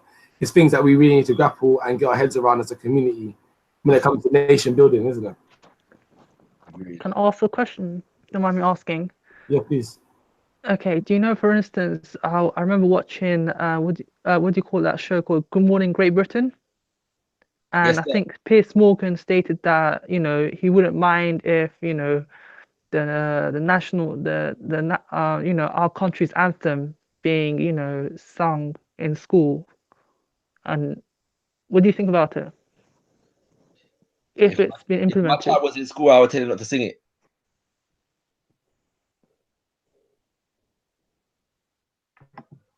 I mean, Scattered, why do we still have a monarchy as well? What is the Queen's official role? Even enough British people look out against that. Oh man, yeah, I used to be against it, but I don't even mind her so much. She could chill and do her thing. It's just a constitutional thing and a historic thing that goes back to like British culture. There's many reasons why Britain decided to keep its monarchy as opposed to. But police pledge allegiance to the Queen as well. So what's that mean? Okay, yeah. It just all goes back to basically how the country was founded, basically, and how the country was governed. The country was governed originally by the monarchy of Great Britain due to formations from historical noble lords who fought invasions and so on and so forth. You got this monarchy who eventually married into other monarchies around Europe. Their powers were derived from that, and through that, through this idea of the divine rights of kings at the time, and through that comes government. So everything we have here in the UK, including Parliament, our courts, all of our laws, those have been set up over a period of years by the royal family, by different. Stick a pin. We say a while ago, the divine rights of kings. Yeah, that's what they call it. Yeah. So they're godly appointed. I mean, that was the claim at the time, innit? That was the claim at the time. All right, but you know, I swear, like most of the population of the UK is atheist or something like that. Yeah. They're just culturally secular. Yeah. Yeah. So how's that work? So basically, so they want to revamp. They didn't want to revamp. No, that's basically where all it comes down to is that Britain, as opposed to other countries, didn't really want to revamp their system so much. And there's many reasons why. I'll explain them quickly to you. Let's get into them. But I heard that before you go into it, though. I heard that tradition and cultural argument, and she's just there as a figurehead, more than actually possessing real power. But as I said, fam, like just one little thing that I'm aware of is that police have to pledge allegiance to her. So to me, that's power right there. Oh no, she wields power. Like all of her powers are real, they're just like difficult to use, and that's the only different thing. Do you know what I mean? So she still has power in terms of like ruling the country. In terms of every week, I think it's Tuesdays, the Prime Minister has to go and sit down and talk to her for half an hour at least. Like she's like all the pledges, like you said, everything is that's done in this country is done in her name or in the monarch's name. So there's still power derived to it. But what about land rights? Huh? What about land rights? Is it not true that all land is owned by the crown? Not all, but there are significant amounts of the land that's run by the crown. There's actually a minister who gets appointed. So when you get any government, one specific department, I think it's called the Duchy of Lancaster, the Department for the Duchy of Lancaster or something like that, which is specifically to do with running the Queen's estate, her finances and her account. And she does own significant amount of land across the country in different places where she gets paid, and you can't really buy houses on this land. Really, you just have to lease them and things like that. Yeah. So yeah. Let me drop it. As far as I was aware, like all land in the United Kingdom is owned by the monarch, and people who have businesses and houses, it's like they may like granted use on the land itself. Like that's just how it's officially. Now, if I'm wrong, someone jump in. But as far as I'm aware, you can't actually own land in England. But it's all crown. It's all given to the crown, and you're mainly. So you're saying it's government? Yeah, I think that is legally right. But I don't think the monarch. Obviously, I think that's a big part of the whole. What's this thing called? Magna Carta was about that, where the Baron Lords these got together and they really wanted to assert their rights to having claim on land and certain things that the monarch previously had a complete control over. So while the monarch still does retain that power, and the monarch still retains a lot of these powers, using them is impractical. So she can't really necessarily revoke the land, even though it's hers to revoke if necessary. Do you know what I mean? And most of these things legally now take an act of parliament. So once again, let me just quickly. So I think the main reason, other than the cultural reason why she's there, the main reason why she's there is the amount of power she gives to the United Kingdom as a whole. The soft power she gives to the United Kingdom. No matter where you go in the world, you're going to find someone who knows the Queen. They are the world's most famous family. And because of that, and that alone, UK wields a great amount of influence. She gives a speech and people tend to sit up and listen, even in far reaches of countries where they don't speak the language or anything like that. Like you say, back home in our own countries in the Caribbean, you'll find people with pictures of her and the monarchy. The propaganda and the soft power of this woman is incredible, and it goes far beyond any other leader, even beyond the Pope or the position of the Pope in the world when it comes to the world. So politically, to get rid of her would be suicide for the UK because they would lose a huge amount of infamy and fame and influence, especially in the former lands of the Commonwealth, but also in countries where they're just curious about this weird kind of institution, the monarchy. Tourists. 10-second point, yeah. That this idea of crown land exists throughout the so-called Commonwealth. So there's a lot of land in places in the Caribbean and Africa that is said to be crown land. Yeah. So even the people of the nation can't do anything with it because it's crown land. That's mad. So there you go. There you go. I know a lot of people who've gone to live in the States because they don't have the right to actually officially own land. So there's some people I've heard of who they're not content with this concept of the monarchy always officially owning the land and you're just leasing it. Yeah, you're right. Actually, it seems like that. Yeah. We're doing a long lease, a long lease. We will have to register any land or any property that we buy has to go through land registry. And that's why that's why they call it real estate, because it's the royal estate that you're basically buying into. But you're still gonna have to be paying your taxes or whatever dues, on top. Yeah, land tax to whoever. 100%. Jeez, shouts out to everybody out there who learns about real estate and on buying property and on buying land and monopolizing. Is that something that you're knowing about, Callum? Say again? Are you well versed in that thing? Real estate. I used to back in the day into property quite heavily. So man's thinking we should that should be a show content. You get me? Yeah, most definitely, fam. One of the man them's taking notes, for the next our corner ideas, You get me? Sure. Man just put piling all the ideas and we pick from the hat. You get me? When we get overloaded. But what I was gonna say, in regards to the Queen being the head of state, like over in the Commonwealth countries as well, how that work? She used to run them basically under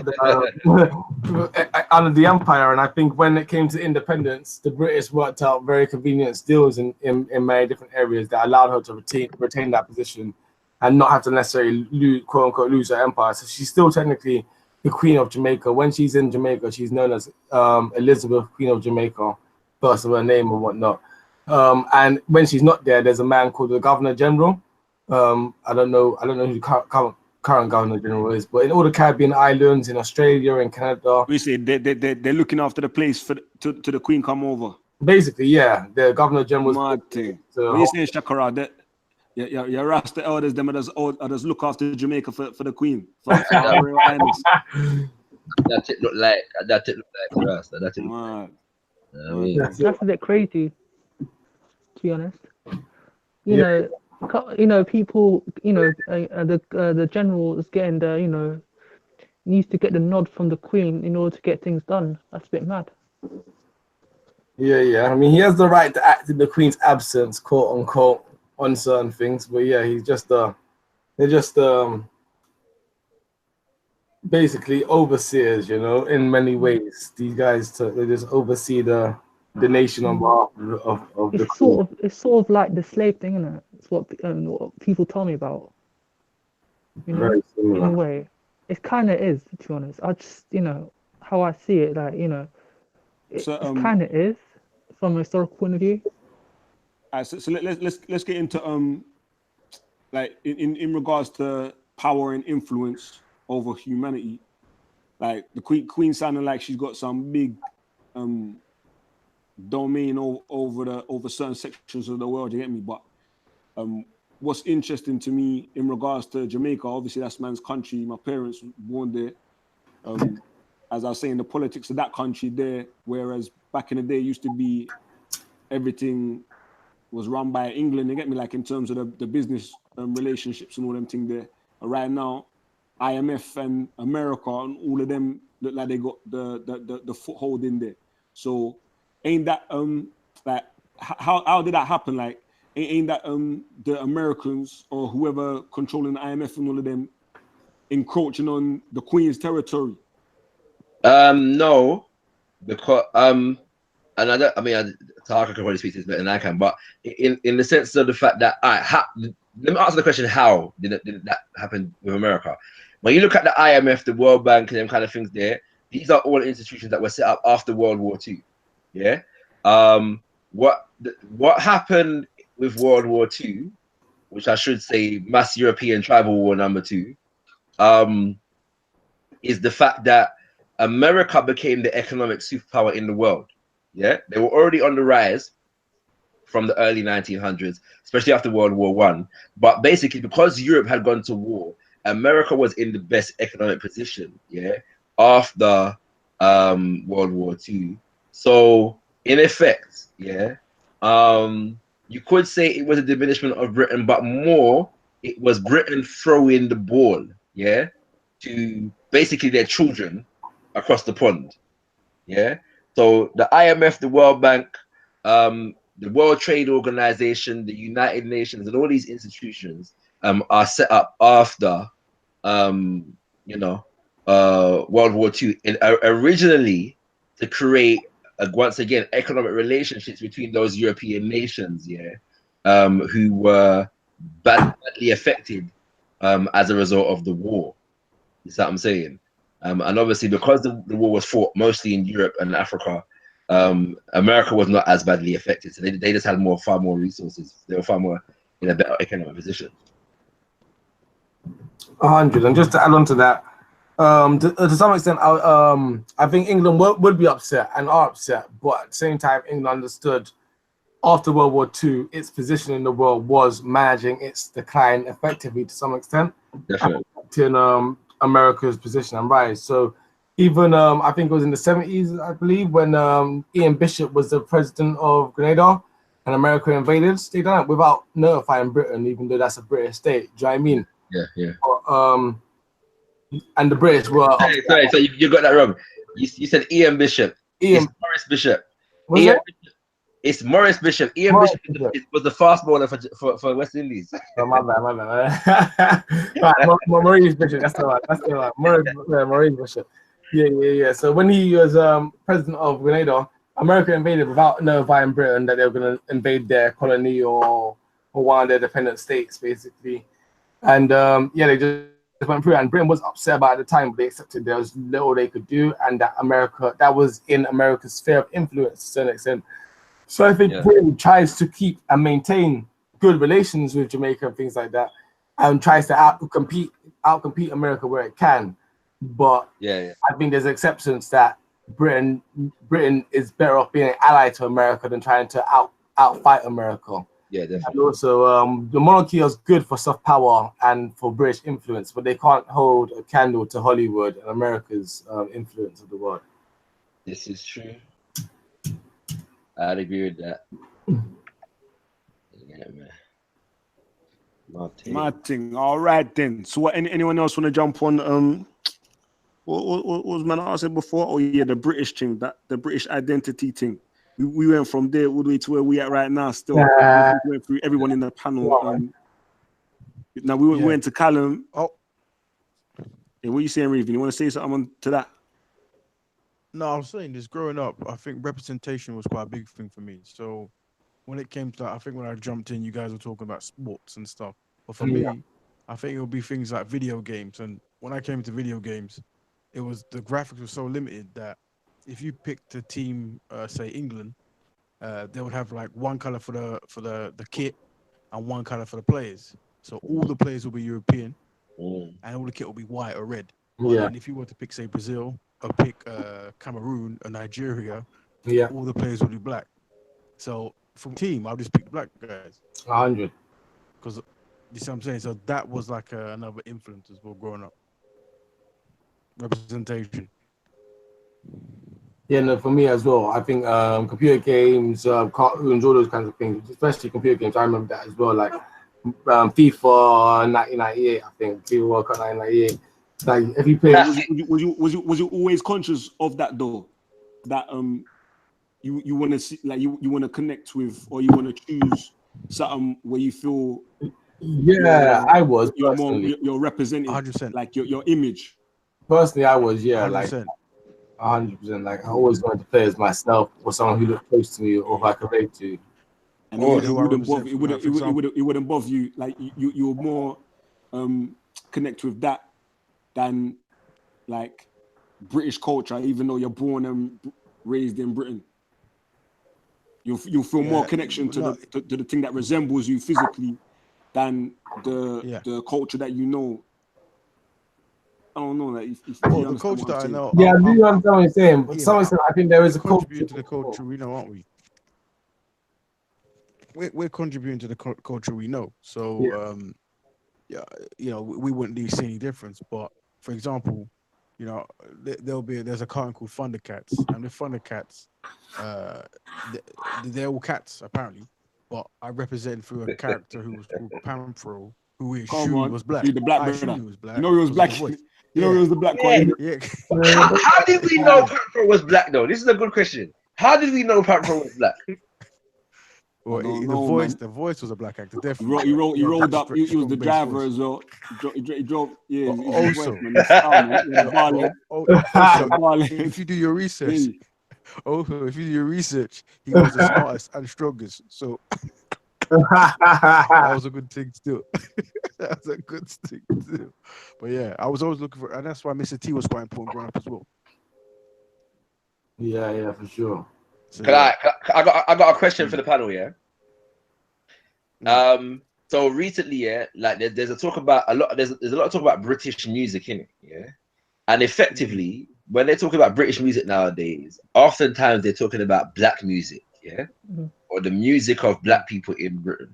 All right. Now, is there a difference, yeah, like a qualitative difference, yeah, or implication in whether we call the music that we developed over here British music or black music developed by Africans in Britain? Is there a difference? it's a long time. There is a difference actually. Or let me say, or we could just say African music, yeah, but in Britain. But whatever it is there a difference, and what is the implication of that difference? I think there is a difference. Go ahead, bro. I think you're referring to black musicians who happen to be of African descent, but at the same time happen to be British. You know, I think those two labels should be included when you're referring to, you know, British music and all that. You know, for instance, when you're looking at Stormzy and all that, you know, he's gone. Apparently, I believe he's Ghanaian. Is it true? Yeah, he is. Yeah. Yes. So, you know, for instance, you say Ghanaian rapper, British musician, who's you know of Ghanaian background and all that. So I think those labels, you know, are, you know, labels matter and all that. For instance, when you're referring to British music, I'm thinking Ed Sheeran. I'm thinking about, you know, certain, you know, black musicians as well in Britain as well. So you're referring to, you know, musicians all over the racial spectrum who are British people. You know? Could it be similar to like how you refer to African American music, you mean? So yeah, so to be more specific, you know, I think when you're saying British music and all that, I think it's being kind of disingenuous, you know. But they're not being more specific. You know, there's a certain population or that are greatly overrepresented in the music industry in the UK. Oh man. When I was a few years back, I remember there was this thing about how to call. Do you call something urban music or do you call it black music? I remember that there was a big debate about that. I don't know if you guys were around for that kind of. I was there. All this. I wrote a whole poem about it. How do you label stuff? I remember Wiley, you know, yeah, talking about urban. You can call it urban. Family though, real quickly, I'm just letting everybody to go. I've been really bad. There's been you know, people in my house all day long. Yeah, same here, you know. You know, and I'm here, and yeah. So let me just quickly say this before I do go. Right, like it's been an absolutely phenomenal show. Always great to be graced with, you know, high intellectual individuals with strong moral character, and I'm just here sitting humbly listening to the greatness that's just spewing forth from your mouths, right? So I'm grateful to be in the presence of greatness. That's what I'm trying to say right now. And also, I would love, yeah, for every support COE and show COE some love, yeah, for holding this, 1:30 in the morning. Let's get COE in the comment section. And if you really are here to praise COE and love what COE is doing, I beg you just hit up the like button, It's not going to harm you. It's not going to hinder you, but it will help COE reach a few more people and get everybody to recognize that this show was something worth listening to. So please, I'm asking you, like it if you enjoyed. I'm sure you ain't wasting your time listening in. So hit the like button, family. Yes, sir. Yeah, man. Big up Titan. And super chat, man, them in the chat. Yeah, big up, Callum. Big up, fam. Salute. Big up. Yeah, don't know, Callum. Respect for coming through, family. Yeah. Safe, family. Don't know. Respect. Yeah, so what's the rest of the man them saying still? I ain't gonna front. I don't usually stay up this late, More time I'll be laying down in my bed listening to a live show or something. That's a bleach. Like that. So are you trying to maybe you're trying to push the term Black British music, you mean? Say again? Man, that's disregard everything we said total. Black British music. No, I'm just asking the question because I think here that my personal opinion is that when we call it British music, it empowers Britain. You see what I'm saying? Yeah, and so I feel like when we identify it with our own people culture, it empowers us, and you know what I'm saying? Like there's a I agree with that. I agree with psychology that that comes to it. You know what I mean? How would you label it? Do you know what you're referring to? Like how black would you music? label it? Oh, sorry. How would you label it? It's a good question. Like me personally, I'm taking to more calling things like African culture in a particular location. Yeah. That it's like even reggae music. I'm defining it as African music in the Caribbean or in Jamaica. That's what I'm saying. Yeah. But at the very least, like more often than not, I'll call it black music. You know what I'm saying? Generally speaking, in communication with people, I call it black music. You know what I'm saying? And if I want to be specific, I call it black music as developed in Britain. You know what I mean? But yeah, I just feel like that's important. That identification is important. You know? You saying in terms of media representation? Yeah, but more in terms of I think that'll be a good umbrella. Say again. Yeah, but more in terms of cultural self-determination. You know what I'm saying? Like self-determination. Yeah, but I'm saying that if we call it British, like on an identity level, if we're British, we could justifiably just call it British. Yeah, if we're British. But I'm asking, yeah, like, is there an implication to that? Like, what is the difference between just calling it British, which we can do if we're British, yeah, and calling it black music or African music in a particular location? Or is it just the same thing? Is man being pedantic and semantical? I think it started off as black music. I think it started off as black music because them reasons what the man was talking about earlier. I can't man pick the foreign teams and all them thing there because man don't see manself represented in the pop mainstream society or culture. You get me? So man started doing man's own things, innit? Like, and obviously, like you said, just naturally, man, the self what's the word? Self-define it. You get me? Have you guys heard of distinguish Northern myself? Soul? Have you Come guys again? heard of Northern Soul? Northern Soul. Yeah. I know. Yeah. Soul. Yeah, I know what you're talking about.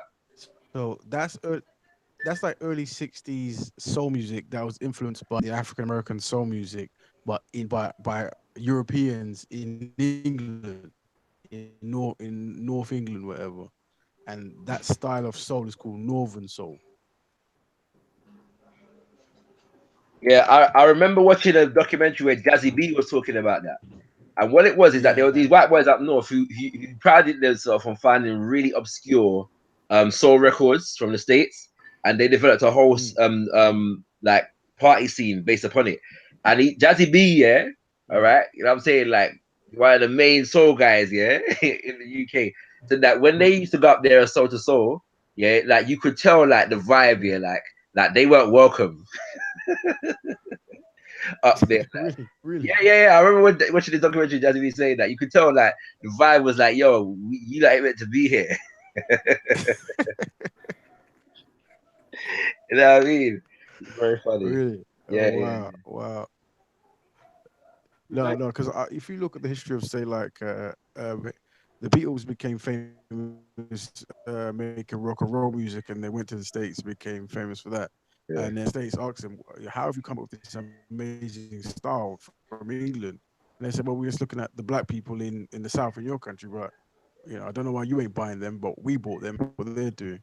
So Yeah. it's interesting how music travels, and how race plays a factor in who buys and who listens and all that kind of stuff. Mm. Mm. And I think you're right in the sense of when you look at like people like Elvis Presley and the Beatles, who are seen as being like the biggest innovators in rock and roll and stuff like that.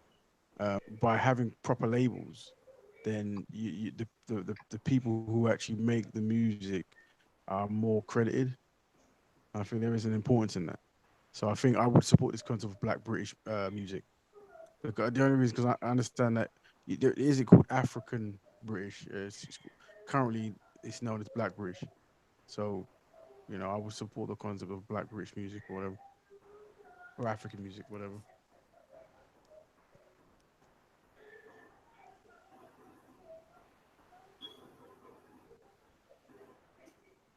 Yeah. Yeah, hey, still. Yeah. As I said, I want to go back to the broader topic of representation, like our own image being represented in mainstream media, or just being highlighted in general for us. You get me? Like, and in I terms think of I think not feeling like man belong to, or feeling like man's a part of just mainstream society in general. You get me? Even though man's can from can this can place you and guys grew up there. remember black people being on TV growing up? Like this is the UCLE. Like Vaguely, you're someone who's obviously I remember Real McCoy. I remember Real Real quiet, McCoy. YG. I feel like Real that was our quiet. thing.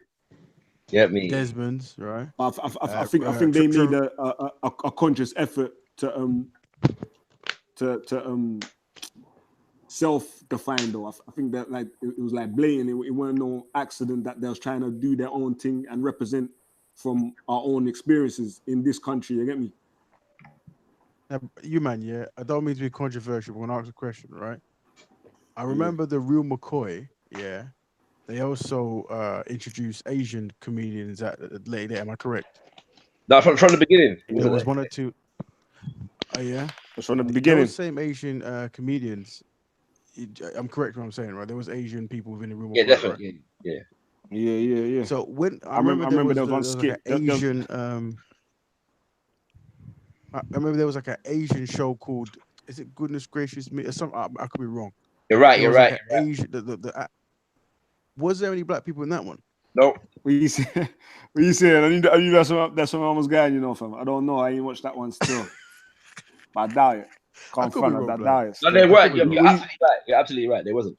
I'm just saying. What you Yeah, saying? I've also if you want to take that same trend to the political front, I remember like before the black and ethnic minority thing, it used to just be black, and within that there was included like Asians, like Indians, Pakistanis, in terms of protesting for I don't want to say equal rights. No, not even that, man. And for the improvement, for black betterment, like that, fam. I remember back in there, I used to see like a big collective, and under that umbrella of black, it used to be not just people from the African and the diaspora. It used to be everybody. You get me? I remember that. Yeah. Remember I that don't as well, yeah? really remember that. Yeah. I You don't think remember that, no? no. I think No. like I don't you're remember referring What you to saying, when you Raven? put. No, I don't. Maybe that. I mean, yeah, I'm sure there was some things like going on, but more specifically, I'm interested in this concept of like you having like an African Caribbean based show, whatever, that was inclusive of other people groups, and then I don't We saying remember. it's I a don't remember one-way seeing stream. that. Yeah, and I think I could be wrong, and if I'm wrong, then I'm wrong. But You're not wrong, and I can tell you better than that. Yeah. Goodness gracious me, yeah, got reruns, yeah, for years after it finished its last season. And the Real McCoy ain't got, despite a campaign, thousands of signatures and whatever, no reruns. And they won't even sell the rights to it to the people that wrote it, the comedians themselves. So this is the thing that I don't know if it's a consistency thing, but it's something I'm aware of. Also, I think my friend was telling me like he did like a piece at uni of studying when black people were seen on adverts consistently or at all. And I think he said it's only up in like 2003. And I think what it was is you might see black celebrities who have achieved something, but just as black people in the as part of the adverts. So it was like, up until like 2003 where you might have started seeing one or two or whatever. Mm, That's quite late, to be fair. That's quite late. mm. You know what I mean? I think what you could do is if you go watch some of the adverts from like YouTube and you type in like UK adverts from the 90s and 80s, then you'll probably see what it is. So he's saying, what's the purpose of saying that? You're just making an observation, or you're saying that in order to highlight a bigger point, a bigger issue or something? Well, I think for me, representation is important, right? And obviously, the representation that I'm talking about now is actually creating your own representation. When you're young and you're growing up, you're aware that you're identified or you identify as Black, British, or African, or Black, whatever it might be, and that's not necessarily represented in the things you're buying into or you're watching. Do you know what I mean? So, and also when you had things like the Real McCoy, which it was like once a week, and then it got shut down after I don't know season 2, whatever, I can't remember. Right? No, actually, the Real McCoy went for like 6 seasons. Oh, there you go. Well, 6 seasons, but and Desmond's as well, fam. Remember Desmond's as well, fam. Desmond's was real, yeah. Desmond's was good. And they even had a spin-off when Porcupine hit the lottery. Yeah, pork pie. Yeah. Pork pie. And then I think Trevor McDonald was also on News at 10. That was quite. He might have been the first black person on TV. I don't know. Am I wrong? In England? He might have been. I think it's the one at ITV1. I think he might have been. Yeah. Is it? I don't know. Yeah, that's interesting. Yeah, I think he might have been. And then obviously Lenny Henry was on quite a bit. But it's definitely limited, especially in cartoons. Like with cartoons, like obviously us kids were watching the cartoons. It was only the Mr. T cartoon that we never got anyway. That I remember, and Panthro. Yeah, fam. And we assume Panthro was black. I'm just putting out that I think he's black, but he might not be. No, he was. He was voiced by the same guy. By black. Who played Bill Cosby's dad in the Cosby Show. I can't remember his name. But the brother who played Bill Cosby's father in the Cosby Show, voiced Panthro. Oh, there you go. Yeah. So he was a brother. He was the main guy in that cartoon. For us anyway. Yeah. And one thing. What are you saying? Do you feel like media representation is influential to the younger generations coming up? Yeah, I think so. It's an absence of media representation as well. What do you think that produces? Well, they showed you it's old news now, but the black doll test where you have kids who preferred to buy European-looking dolls over African-looking dolls, and yeah, I think it can actually create a disconnect in your own kind of people group or culture, and almost to the point where you might not even want to see it. You might not even, like, for example, they used to do a lot of faction-based toys growing up, where you would have like so for example, G.I. Joe or whatever, right? And then you would have like 20 good guys, 20 bad guys, whatever, and then you notice that there's hardly any other representation. So when you would go to buy these factions, you would think, okay, which one am I going to buy? But you didn't really have that much representation there. That was always, I found myself buying a lot of the villains because the villains were like blue, green, red, orange. Like Skeletor and Hordak and these kind of guys. So you buy the villains. You'll be the immoral people Just Yeah. because you feel like that's the closest representation of man. Like, here's what it was, right? I didn't That's believe why that you're they were evil, truly fam. bad because I didn't believe it. Here's what it was. I didn't believe these guys could be that bad. Like, I just couldn't believe that that they were just practicing deception all the time or whatever because yeah. I just didn't see it, mate. So yeah. It's like Nothing, but He-Man was yeah, the most powerful man in the universe, isn't it? Is blonde-eyed, blue-eyed guy. it goes into what you're saying still. Man has to make man's own everything, fam. Like no one ain't gonna look after your interests better than you are, you get me? Oh, So they wouldn't even know. it don't They make wouldn't even know these it don't- interests. They wouldn't even know it's an issue, would they? like that. And man can't even blame no one still, car. That's what everyone's doing what they're supposed to be doing, innit? And until Well, you're gone. let me tell you this, and I could be wrong. You have to get a better scholar on it, but I do know that from my research about cartoons growing up, there was some attempts at trying to get like black characters. Like, for example, the company that made He-Man and She-Ra and these things, their original first hero before He-Man was called Black Star, and they pitched it as a black hero. And they obviously in those days, anything if a hero was black, they had to put black in front of it. Right? Hence you have Black Panther and so forth. And I think when the executives got wind of it, they said, nah, just give him a tan, but he's not gonna be black. So if you Google now Black Star, cartoon filmation, that brother with the tan, he's meant to be a black dude. And Don't lie. What you say? Is the name Black Star based off of Marcus Garvey's thing? It was.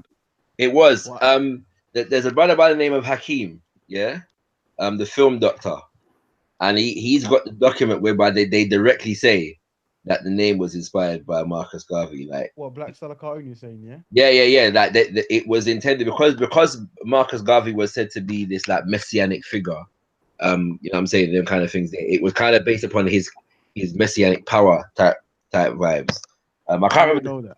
What I did know is what I have read is if you guys Google Black Star, BLACK STAR, that character predates He-Man. And basically that dude there was pitched as a black guy. He said, nah, change that. We don't have this man running around beating people down, being strong than everyone. Let's give him a tan. That'll do. So that brother apparently was meant to be a brother, whatever. I think the story goes that character directly inspired He-Man. It kind of hands down. But the funny thing is, though, not to actually type back into the whole Asian and Indian kind of thing, but later on, after He-Man and She-Ra's passed, another character called Brave Star came out. Type that one in, Brave Star. Now this is an Indian. This is an American Indian superhero. That got cleared. So the black guy. I remember Brave Star still. I remember Brave Star was my hero, bro. I remember that very vaguely. Sight of an eagle, innit? Sight of an eagle, strength of 1,000 bears, and all of that. Strength of one bear, bro. Don't get carried away. Strength of one bear. Throw it 1,000. I remixed it still. That thing was ass, though. So that brother there, they pushed it if they could make that one Indian, native Indian. They let that one go. But what they did say is it was Bill Cosby, even though he's been demonized today, he was responsible for getting one of the first black cartoons out there. And I can't remember the name, but it was Hey Arnold or something. Albert. Yeah, Albert. Sorry, I'm wrong. Albert, you're right. I said Hey Arnold, you know. Yeah, it was the next thing, decade later, innit? Yeah, Albert, whatever. And that was another the first time black people saw black characters together on screen. And then, that was a big thing in the African American community, whatever.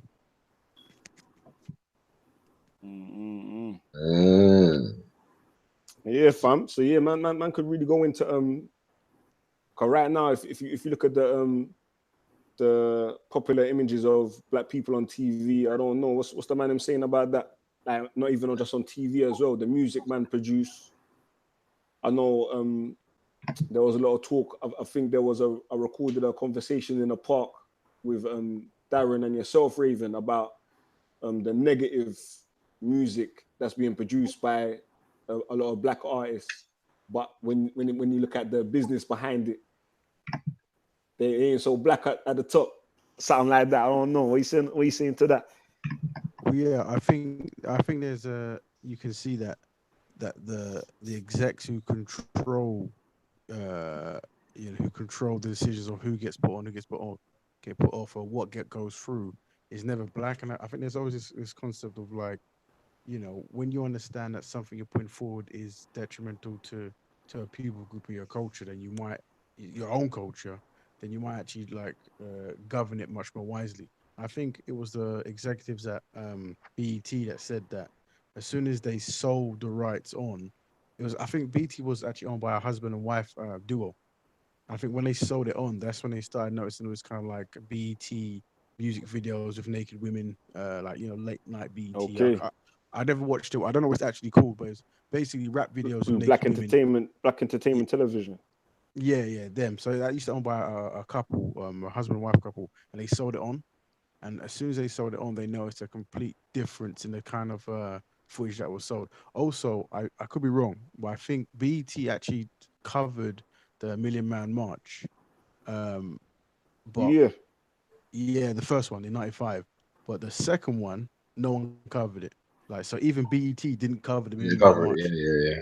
Yeah, and I was in Washington there. Nothing. I was there when it happened, and it was not covered. So You mean the 2015 one? yeah, I went there. Of course, yeah, I was there. It's like, Mad thing. When you no saying one. did you shake Farrakhan's hand? I bet you ain't wash your hands since. Yeah, funny guy. I don't. I couldn't get that close to be fair, but yeah, I was there and it was millions of people there, whatever. But you would never know. Like not, there was no coverage. It wasn't in the Yo, newspaper.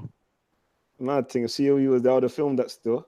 Yeah, I wish you did come out. I should let you, but I don't think you weren't running then. I don't think. Nah. Yeah, you missed it. Hey, but what do you say to a lot of our youth, not even our youth as well, like big people, even when back in the day when I was a little youth man, all of the man them, like the vast majority, the music that man was making, like the messages in the music was all crud fam. Like Yeah. I don't like man. I used to try and understand the psychology behind it. I was like, raw.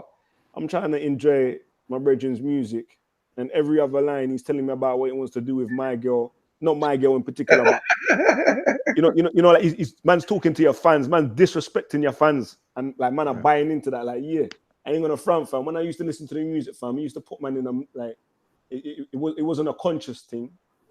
I just wake myself up out of it, like after a long period of time listening to the crowd. My mind will always be in an anti state, like something could pop off at any moment, and I know what I'm gonna do if it gets greasy. You get me?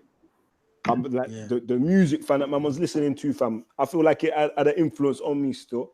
I ain't gonna front like man can just like listen to anything and it don't have no effect on man. I feel like over time, I'm listening to the same type of crowd. It slightly conditions, man. You get me? But I'm saying, what's the man saying about just the desire where it comes from to even produce that type of music? And like you say, I hear you say as well, even that man can talk about what man's going through, but there's a difference between explaining your story, like what's happening in your environment, and glorifying it. And I think there's a clear, I think it's clear when like who's glorifying it and who's just telling you what's happening, and like trying to just make a change, or not even trying to make a change, but saying like this is how it is. Like that. I used to train students how to write songs many years ago, and I think I would always approach it from an artistic angle in it, and just try to tell them, how can you tell the same story differently? I think I've mentioned it on the channel a few times, whatever. But it is like if you do live in an environment where you find yourself constantly doing, say, violence, then it's like, why don't you change the concept? Why don't you rap about how does it feel to be a victim of violence? Or how does it feel to be the floor when the blood spill on it or something? All this kind of stuff where you're trying to shift your artistic merit. So for me, like more technique. Have you heard a more technique song where he's talking about the cocaine business? I've heard a few of his songs. Yeah. I haven't heard one of them. He's got one tune about the cocaine business. Obviously, more time when you hear man rap about coke, that is talking from the perspective of being the like one of the main distributors, or just shotting bags of it or something like that. but he's talking about the growers of the cocaine leaf who's getting paid next to nothing in the third world, quote unquote third world country, that's being overseen by a man with big mash if they try and ever like not fill the tariff or try to breeze away, their family will get licked down. And he's telling you all of that side, you get me, and then how it gets imported by certain governments, and then it finally ends up on into the hands of the man who you're rapping about it, and then obviously he raps about it just like any other rapper would rap about it. Like just glorifies it and glamorizes it. But you're hearing all of the backstory behind that, you get me? That's what I'm saying. Into a bigger perspective, you get me? And that's one of his main skills. Like, I mean, he's a very good rapper, but he's not like as technically good as like some other rappers before him, right? But what he does do is he knows how to actually come with good ideas and concepts. I think that's a very valuable thing to show up and coming musicians of how to actually split a topic in from different angles and try to get more value from it. You know what I mean? And I think that's one of the things that we should be pushing, of trying to show the youth how to actually be artistic, like how to become much more creative with their writing. They don't necessarily have to stop writing about the experience that they might be going through, but it's just not from the same angle we hear all the time. You know, another song that like the one that you're talking about, yeah, is by a UK artist called Dirty Goods, yeah. Got a tune called Marijuana. But that's like a tune about marijuana, but he's speaking from the perspective of marijuana itself. So he's personified marijuana. Yeah, so that is one of my favorite tunes ever in life. So yeah. And that's what I'm saying. Like, you know, you respect the creativity, and you know it stands out, right? So I think that would be one strategy of how to try to get these upcoming musicians, wannabe musicians, or thinking. Because obviously, if someone's starting out as a rapper, they're young, and all they're hearing is a similar kind of style, it's very easy for them to just think that's what the actual music group is, right? So it's about us as the elders to actually try to school them and show them how to be creative. So I don't know if you ever thought about it though. Like, what do you feel is actually the main influences to why the music, the artistic expressions, is the way it is right now? Yo, before you go that road, yeah, I'm gonna have to cut, you know. All right, bro. Yeah, but yeah, it's been a good couple hours still. Yeah, I'll carry on for a bit and I'll jump as well. Yeah, it's cool. I got to help out my mum with some things before my skip. Respect, you have a good one, family. Don't know, fam. But big up COE, fam. Good show on them thing there. You get me, so. Bye, mate. Yeah. Bless that. Yeah. Peace out, brothers. Peace, man. Cool, fam. Rest of the panel, yeah, man's gonna probably keep it running for like the next half an hour still. Yeah. Unless something crazy happen, you get me? Yeah. Well, let me jump in and say, the question you said was why. I think there's many reasons why, we could write a book on it, but I think one reason is influence, as in like you go into a musical scene and you hear 5 other songs giving a similar message. Then when you start your craft, that is the perception of how you have to be as an artist. This is the angle you have to do. Like, you know, if you listen to other kind of music groups, any kind of music stuff, you realize that even in other music, there's certain topics that they never tackle, right? So then, if you were to make that kind of music, you would never probably, like, for example, what was the last #1 hit that wasn't a rap song? Some kind of rock song, right? I don't know. I don't listen to the Top of the Pops or whatever it's called, if that's even out. But I guarantee you, those guys wasn't singing about what the rappers are rapping about. Yeah, so obviously, certain music groups or musicians are training each other to always have a certain type of topic. It might be just love songs, isn't it? I don't know. Maybe if you look at 60s and 70s music, every hit song was a love song. So when you wanted to make a hit song, what are you going to write about? You're going to write about a love song. So I think that could be one reason why you have a consistent kind of topic going through all the music of a certain genre. We saying cause right now, like the main songs that's making waves is guys, I'll be back in a minute. Yeah? I'll be back in a bit. Yeah. Peace, man. Cool. Well, cool. Peace, Eunice, fam. But yeah, like I said, man's probably gonna wrap it up in the half an hour still. So I'll pass to you. I'll be back here. Yeah. Okay. IG, cool. Yeah, Raven. So Yeah, so we saying true right now. The main songs them that's running the place is crowd like I would say it's mainly American influence. Cause I can't even front from like, for the longest time, man stopped listening to mainstream music still. So I wouldn't even know, to be honest. You get me? I I was don't listening listen to to music, bro, so I wouldn't know. I haven't done for yeah 20 years. yeah Like for 20 okay years, I haven't listened to mainstream music, so I wouldn't know. yeah. But more time, obviously, when man air music playing like in a commercial setting, they're Mm. usually talking some crowd fam. Either like, that is crazy fam. Right now, not for the youths Ignorant. that are promoting this lean thing. Like they're fully on this like drug addict thing, and it's not like skunk Mm. or weed or nothing like that. You get me? Like man are talking, taking all types of different like prescription drugs. You get me? So like man them are fully gone. You get me? Like it's nothing the man would have thought was cool back in the day. Fam, like man definitely would have. If man was to ever try to talk about even popping an ecstasy pill, fam, man want to get run out the place, fam. You crazy? You can't do that and come around the man then. You get me? But Yeah. now, like I said, fam, when I hear music playing, fam, I hear that on mainstream radio, fam. You get me? Mm. Like I hear man talking about lean and codeine and all these type of like to me certified dumb shit. You get me? But that's what's moving right now. You get me? Like that's what the girl them are moving to and dancing to, and the man them are following by and the girl them. You get me? So Well, yeah, fam. what are the Hey, elders doing? still. Like some elders must have dropped the baton somewhere. Like, you always have generations of top rappers, right? At one point, what generation didn't look after the next generation? You know, like Yeah, one of the culturally, what we should always be doing is when you have these elite rappers, they should always be looking for rappers 10 years their junior to be teaching them the ropes and having them appear on tour or get them on records and stuff. I think there might be a disconnect between generations, and that's where you get this kind of like, one rapper is talking about this kind of one generation is talking about selling the drugs, the next generation is talking about taking the drugs. So it's like, hey, what you feel about and I hear that still in terms of the artistic the people who produce the art. You get me? But the business side behind it.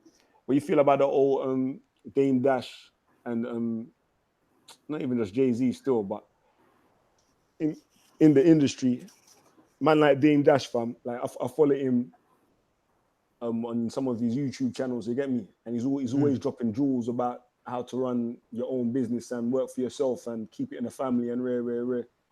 mm, And like not getting fucked over by the mainstream companies who just like culture vultures, he calls them. You get me?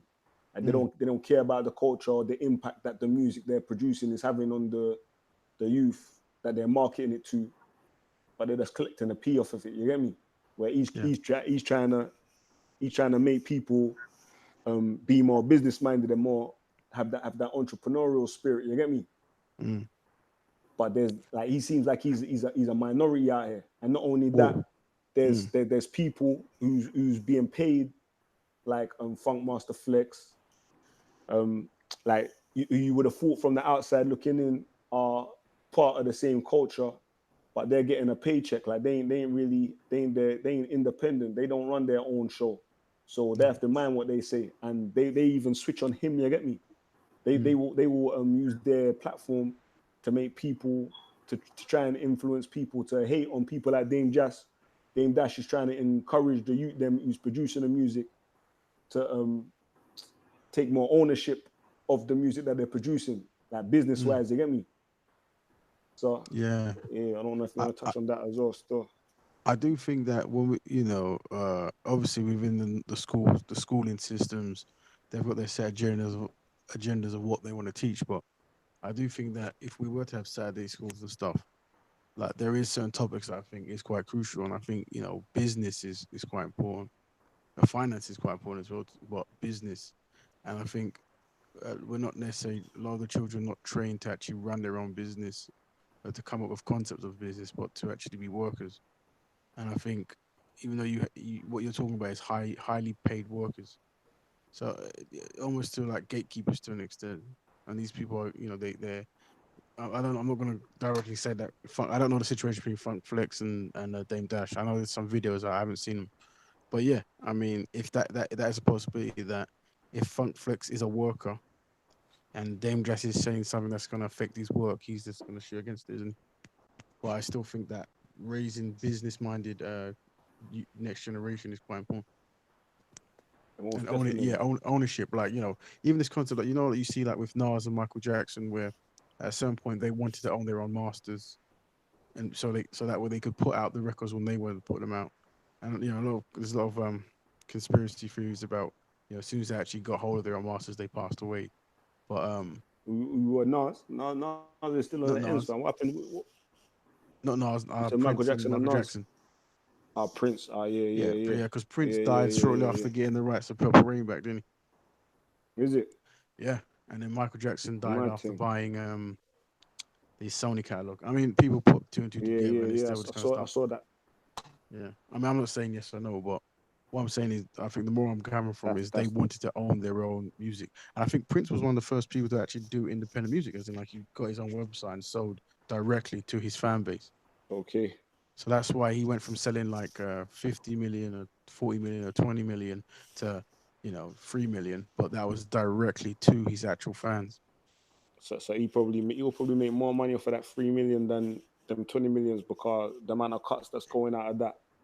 Yeah, If that 3 million he's doing is direct from him to the consumer, fam, yeah. he's getting the lion's share of that. You'll probably end up pocketing more money on a life. Well, I think pointing these rappers and up and coming musicians, whatever, to these artists who did try to go independent and help. Hey, I mean, hold up, I go hold up. Man got a donation still. After aid up the donators still. They say $9.99. Zubida Ahmed. I respect supporting the movement. I There you respect for go. the No, donation. not even like a clean 10. Nine. I like it. Respect. 999. Again, It might be our Google cut up the thing still. I don't know. I respect for the donations still. there you go. Supporting the movement. Yeah, Yeah, gone fam. yeah. So I mean, the moral of the story is independence, in it. Like, how much control can you have over your own creativity? And the responsibility of your own creativity. So, there are some people saying that when it came to getting record deals, because there was only one type of theme that people were hearing, that a lot of rappers, this is back in the sign days, they would have to do a certain kind of context, maybe a negative kind of context to get signed. I've heard a lot about this. There's some rappers who made documentaries about it, for Yeah.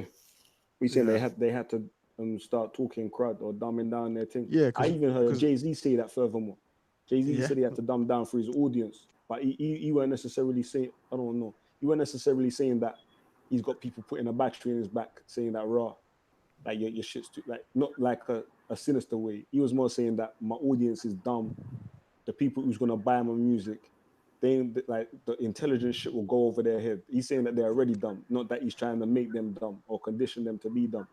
Like that. well, what I was hearing was that when rappers were talking about violent stuff towards other, so we're talking about the African American community at the moment. So when the Yeah. African American community was talking about shooting themselves and all this kind of stuff, then this was promoted, and then this is how the deals were done, and people who were talking about these kind of topics were getting record deals, and the other kind of topics where it might be about independent black nation, or unity in the community, or whatever it might be, they weren't getting signed.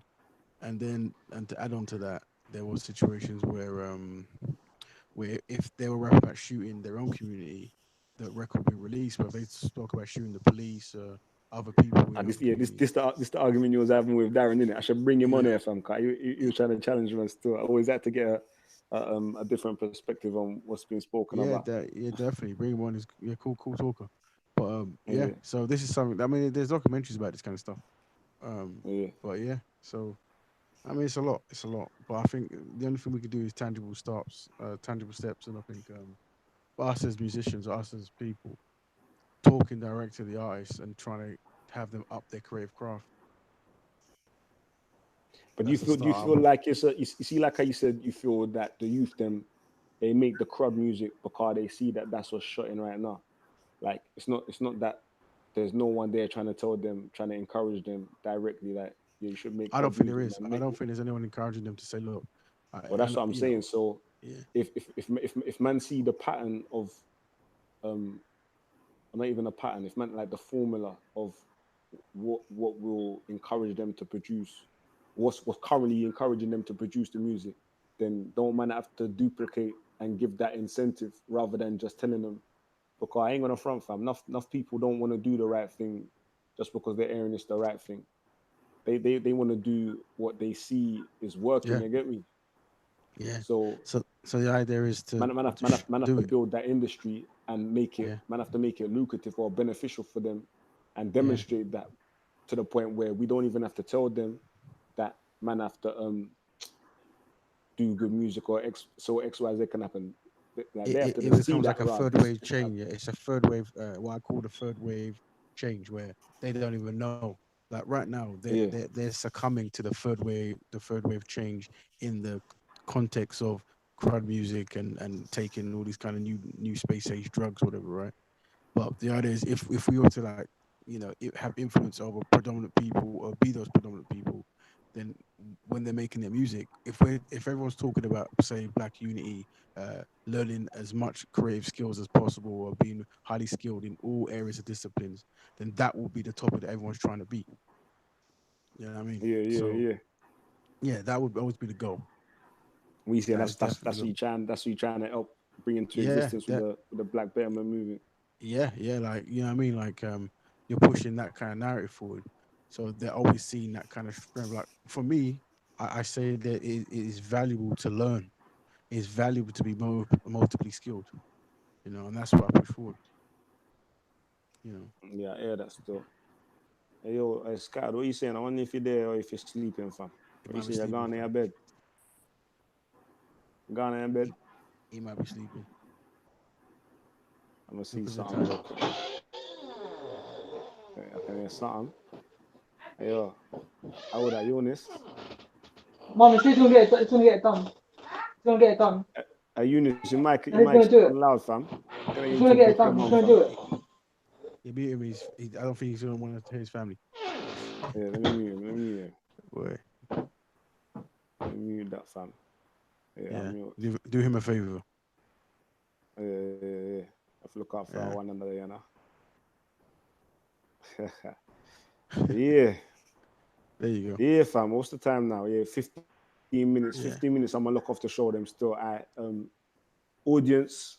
I don't know if you want to ask any questions to the panel while we're here in the last 15 minutes, or if there's anything else you want to add in, even and get Yeah, they off can my answer the chest question. I've still. noticed that usually, as normal, they're talking about their own thing in there. They're just going off on Yeah. one of their own story in the No, comment section. some of them are talking in relation. Some of them are talking in relation still. Okay. Some of them are talking in Well, relation still. well, they can ask questions, or they can jump in if they're normal speakers, whatever. But Yeah, yeah, I can ask questions last 15 minutes. yeah. So you saying what? Have you watched back the Our Corner as well? Yeah, I saw it. So I mean, I was there, but I look back at it. What do you take from it? That was good. I mean, it was good. What I'm liking seeing, like, new topics entering Speaker's Corner, and obviously, people of African Caribbean descent, coming together to talk about issues that benefit the collective. And I'm hoping that it becomes a cultural thing where loads of brothers and sisters come down to talk about issues that represent them. It's just like we were talking about before, innit? Like, watching cartoons or watching films, whatever. If you don't see things that represents you, or topics that you're most interested in, then you're going to be disconnected. So I think, the first step comes with us, and I'm saying let's start these conversations. And I think Our Corner is a perfect example of that. I hope it gets bigger. Hey man, like Raj, I wonder if Raj wants to come on, fam. You saying Raj, The you want last to come on 15. for the last 15 minutes? Would Is that he in? spell the Our Corner thing? I see him in the Uh, comments. He's saying you're still talking about being British and Brexit. You'd have had a good part to contribute on the when I was talking about the black, how it was used as an umbrella term. Well, there was a lot of people that wasn't from the African diaspora and Africa that was running underneath that. You get me? To use it in order to advance some of their goals still mm, in terms of being treated more with less racist and more equality and all of that. uh, boy, like I said, like unless you want to talk about anything, I don't mind bringing my in still. What you saying, Rod? You wanna come on?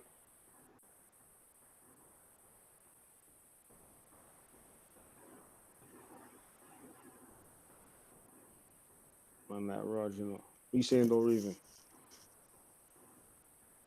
I'm looking at the questions. Everything. Ask Raven why Sikh what is that? Sikh black brothers, black betterment who consistently want to include. No, I think what the brother's saying is why I could be wrong. Why is there so many black people who want to include non-black people in black betterment concepts? Um, and you see it consistently, and a lot of time they don't know it's happening. I do think without knowing it, it could be two things. It could be one, low self-esteem, in the sense of thinking that black people actually can't do anything, so they need to reach out for other people. Mm. And that seems to go on.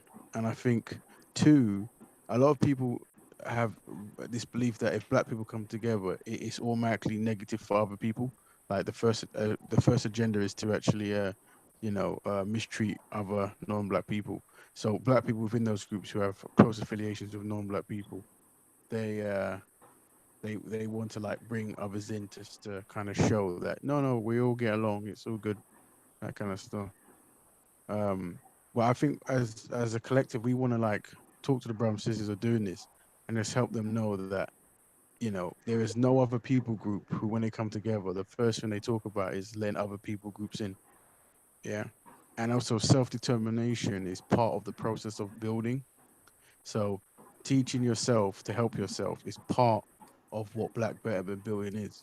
So it isn't necessary to invite non-black people in that self development process. Yeah. Are you saying as I send Raj the invite? Yeah, he's welcome to come. Yeah. Oh, boy, it's the last 15 minutes still. Yeah. Last 15 minutes still. Last 10 minutes. Yeah. Um, we can go into that on Next our corner question. still. You, Rap Raven, you assume all black people are the same. No, I don't. So I talk about black people as an alliance. So in that alliance, you might have Jamaicans, Nigerians, Somali, uh, Malaysians, not Malaysians, sorry, Melanesians, South Africans, Yoruba, Igbo, however whatever.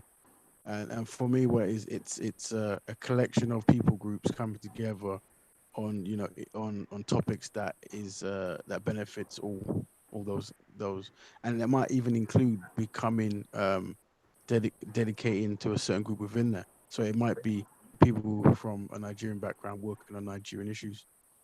That also comes under the ban of Black Betterment Building. Just it's just focused on the Nigerian, or it might be the Somali community or the Ethiopian community, but it's showing that you know taking time to actually work on issues. So no, I don't think that all black people are the same. I definitely do not believe black people are the same at all. Next Mm. question. Any other questions? No.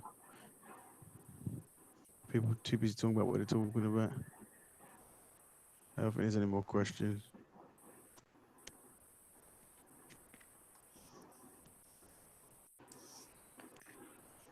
Raj still wants to come on and talk about the British thing again. Yeah, all right. If he wants to, he can. He's got 5 minutes or whatever. Yeah. One sec. Right, so the link ain't working. One sec. Boy.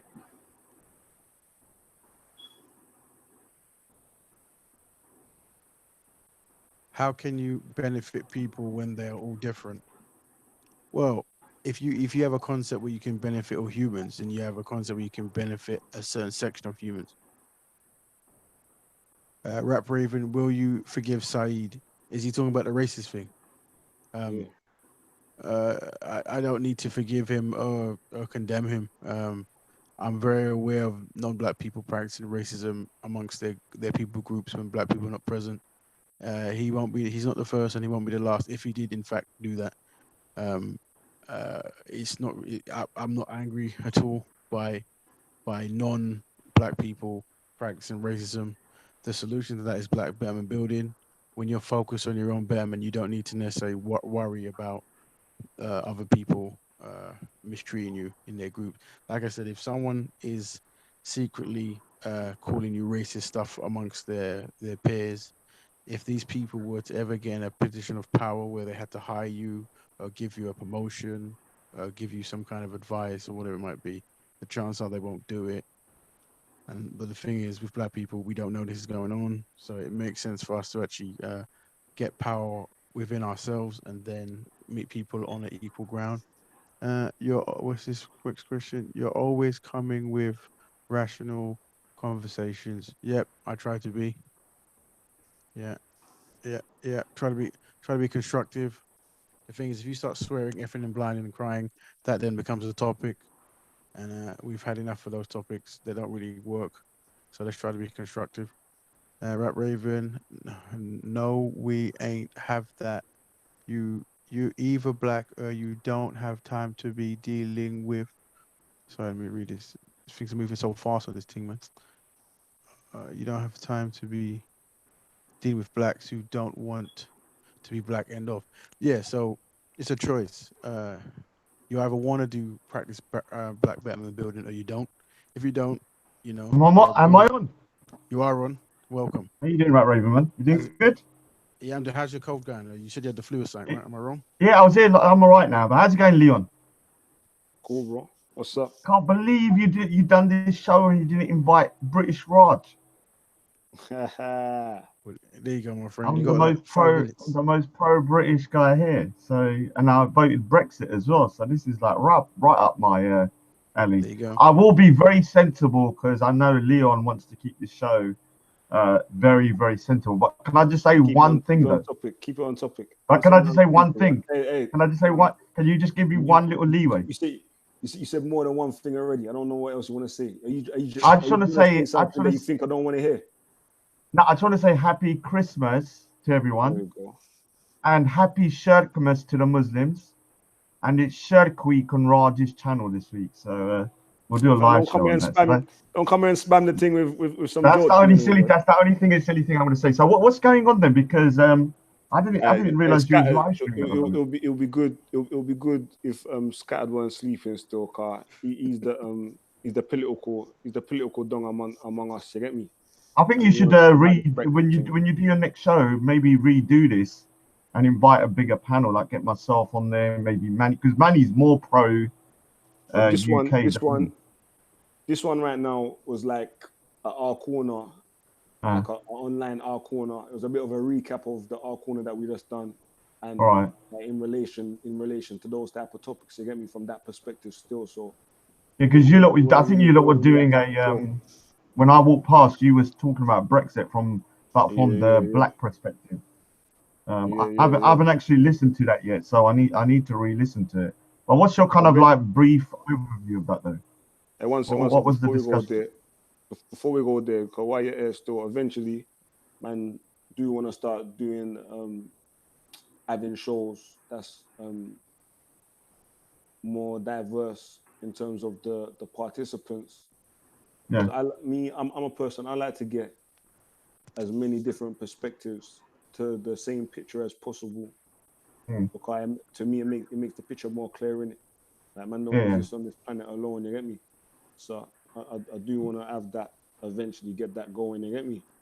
Yeah, because I think obviously one of the things that I think you should do a topic on is like how do we move forwards as people of the UK if some people don't think they're British and some others do, and the ones that consider themselves to be British are ostracized and called coons or sellouts or British Raj. Yeah, you're gonna get ostracized right now still because you're making suggestions for shows and that. Right now, you're a guest. Yeah. Oh. That's just all right. I know. Whenever I jump on something, I take over. Control the thing. I'm trying not to. It's that still. I'm giving Leon so much respect. I'm literally like clenching my fists to not say anything crazy or trying to keep myself. I've seen you trying to keep myself real show. You're wilding out on your show. Yeah, I know. That's the thing. I can behave myself as long as I know that the person who's running the show has a tight ship. Like when I jump onto Rob's show, I'm like a good little schoolboy on there. I don't like start ranting and raving or anything. But I mean, what did you lot discuss? Because I'll listen back to it later on though. But what was your kind of overall take on being British then? On the British thing. Yeah. Basically, it was like raw. The British label is mostly just in recognition of the place that we live and grew up in, and that we got a passport. It's less to do with British culture, even though man would admit that our culture is shaped from living in Britain. But I wouldn't say it's like a mainstream. If there is such a mainstream culture, I would say. Yeah, it's but can't like you be like I consider myself. I said it in my speech. I said I'm British, Punjabi, and Sikh. And if you take out any one of those components, you wouldn't have Raj as you see him today. Each one has molded me just as much as the other. And so we have a kind of a unique, even the Indian food that you see in the UK is actually already a mix of like a kind of like it's not really the same as in India. It's different. Hey, you still, especially with your baked beans every day. Yeah, of course, man. I just had some earlier. So the thing is, like, I don't look, for me, I condemn the British Empire, the colonialism, the slavery in particular, one of the worst crimes against humanity. But it doesn't mean I can't still, in my opinion, be British. I don't have to like what they've done. But I think as a people, like, remember, we're all here on this one little island. And how are we going to move forwards as a people if some people actually hate where they're living? Like, they don't dislike it, they have a passionate hate for it. And I don't see how that's going to be beneficial for, not for us, but I'm talking about your kids or your great grandkids, because they're going to be left with a divisive or divided country for them, which is going to be dangerous in the long run. Yeah. What do you think, Raven? About Raven? You still there? I was typing. He's in the chat. I was typing in the group. Sorry. So what do you consider yourself to be British then, Raven? Hey, before you answer, man's gonna wrap up the show real soon. British citizen. Yeah. Let me wrap up then. No, Yeah, I identify as a British citizen, but whatever I'm doing here is contributing to that kind of culture. So I am part of the culture that I'm building, right? But you know, more of African centered, so Afro-Caribbean living in Britain. Yeah. And also, like, Britain is a colonizer, so that, you know, for me to start saying certain words, I have to be very aware that the history of England is of colonization, and the history of the country I come from is that of one that's been colonized. So it's a very different narrative. Well, I think yours and Leon's and the aspects is obviously different, because not only was you colonized, your people were enslaved. Yeah. So I can understand that being from that, and it's going to be a different take. But one of the I do want to say, next time, if you can, get Maku on, because Maku keeps on saying Sikhs are the best of servants, and I'm getting sick and tired of him bashing Sikhs all the time. So I think it'll be good to have a good discussion with that. I don't want to go on to aspects or another show, because I know it'll get out of hand. I think, Leon, if I'm on here, I'll be controlling myself. So if we can kind of like maybe talk about that as well in the future. Look who's in the house, Modine. Hey, Raj, you give me joke, you know, blood. You give me joke, you know, fam. Man come in, you come in and start making mere suggestions. Dude, man, this is why I can't add my own. This is why I went on to, when I go into manage, I just take control. But this is my problem, man. I need to let you do your thing, but I do. Yeah, but I'm glad you let me on though. So I appreciate you letting me on, man. I thought you'd never give me a link. I thought you was waiting for like a year until you're bored at all your other topics before you let me on. So yeah, next time if you're definitely what's the word? Yeah, but you know what kind of topics are as an individual. You got but you know what kind of you as well. Yeah, you know what type of topics I kind of will be interested in. So send me a link next time if you think, because I don't. It's not showing me any notifications that you're doing live stream for some reason. Is it? So when you're wrapping up now, or are you going to be wrapping up later? Yeah. No, man's gonna wrap it up now. Still, I don't know. What you saying, Raven? Eunice, what you?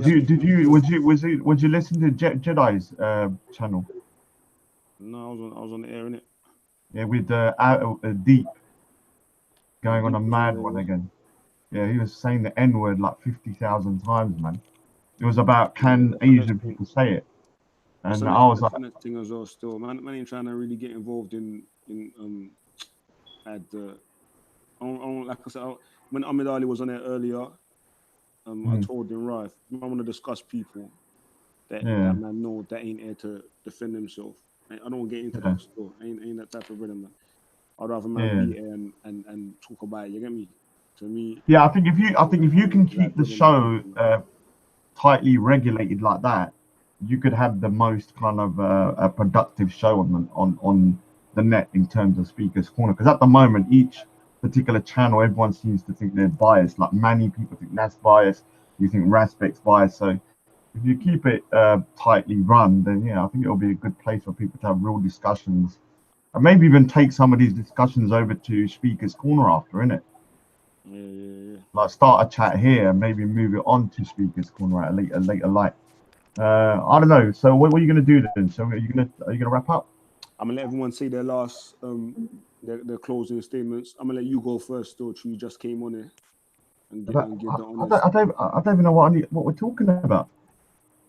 Well, you would say like say a little brief thing about your British identity, your Yeah, unique identity. I mean the thing is like I've said it before. Like I feel like I'm like three components. Uh, I'm British in the sense I'm born here. My humor is very British. Like it's a very dark humor. Uh, so and then you have my Punjabi side, which is obviously my language, my culture, where my people are from, my ancestry, and then you have my Sikh side, which is obviously my religion and my history as well. So all three of them are important. Which one's the most important? Definitely, me being Sikh is more important than the rest of them, but that doesn't take Oh away from the shit! fact that I Oh speak both. shit! You're gonna get kicked out of the EDO, mate. You're gonna get No, but kicked out, I bro. no, but anybody that says that like their Not the faith. EDO. Not the EDO. What's the organization? What's the one that you're closest to? I'm closest to the Veterans Against Terrorism. Veterans Against Terrorism. They're gonna So you kick got you big out, up man. Richard Inman, man, Richard Inman, and I got Tommy Robinson's number now, don't you? Direct number. Yeah. I don't know Did you still, but you see? showed me. You showed me Yeah, the name in your phone. yeah. No. Have you not seen the video when he gave it to me? Go on Manny Cinder's channel. Ah, yeah. I see that stuff. Yeah, you saw it. Everyone thought they got my number, and people have been trying to ring me, but I don't pick up phone calls anyway. So that's my kind of take on it, man. I think everybody needs to um, kind of start getting their own. I don't know. I know it's hard. It's hard to say you're British because there's a lot of negative baggage about it. And I think with people that have been from the Afro-Caribbean or somewhere where their people have been enslaved, I can understand why you might have a real hatred for the UK. So I think Yeah, that's a and separate topic that needs to be like them spoken man was about. saying as well. Ain't even a hatred thing still. It's more just recognizing the recent history, the history that this country and the country that we're coming from, the relationship that's took place from Yeah, them but to can you now not see is really how? rocky. You get me? But what I'm saying, when you're colonized, but you still keep your like my family. I can trace it back. God knows how long in Yeah. the Punjab. My people are still there. And if you're enslaved, it's a completely different ball game. It's on a next level of madness. So I'm not saying you should be angry. I said I can understand you Okay. being angry. Like if you was to say to me, I'm angry with the UK, I'm like, all right, where's your parents from, or your ancestors? And you told me they've been enslaved. I can understand that.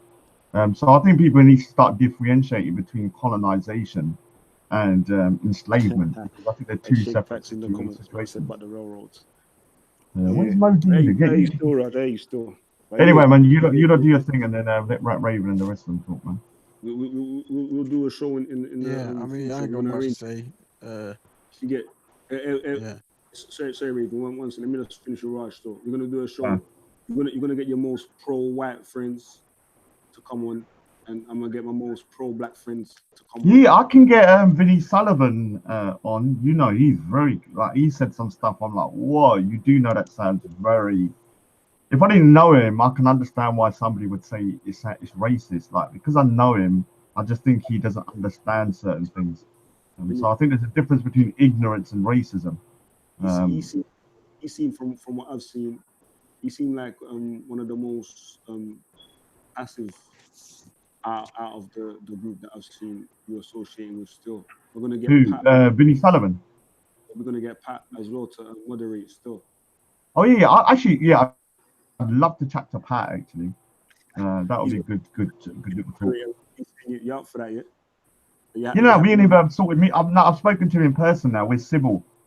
We've had a good conversation, so it won't be heated. It will be more of a productive conversation about where. But can I just say something to Pat?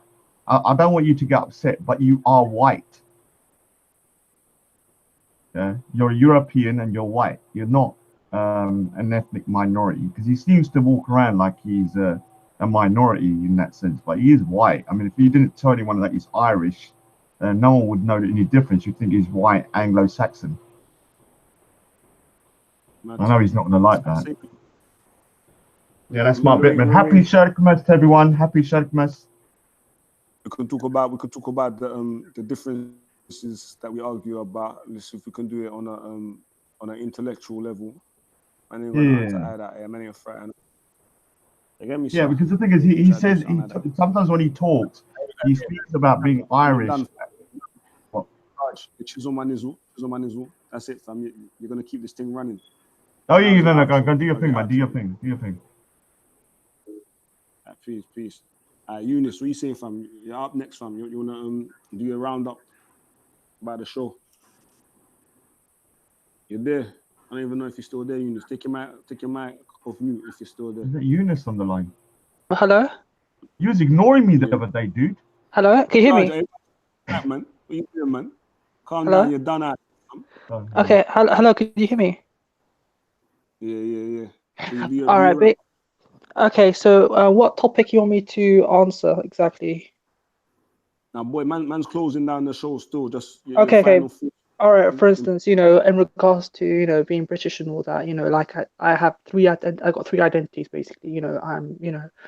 I'm Muslim, British, and I'm of Somali ancestry. So like Raj said, without those three components, I wouldn't be the person I am today. Yeah, that's pretty much it. Are you saying you come in, you're ending it quoting Raj, yeah? You're aligning yourself with Raj. No. You're gonna get email for go to the park by the Somali community. Fair enough. Over. You only get one chance in this life, baby. All right. Yeah. Hey, Raven, car fam. You didn't associate with Ramp, you probably got locked out by accident still. But yeah.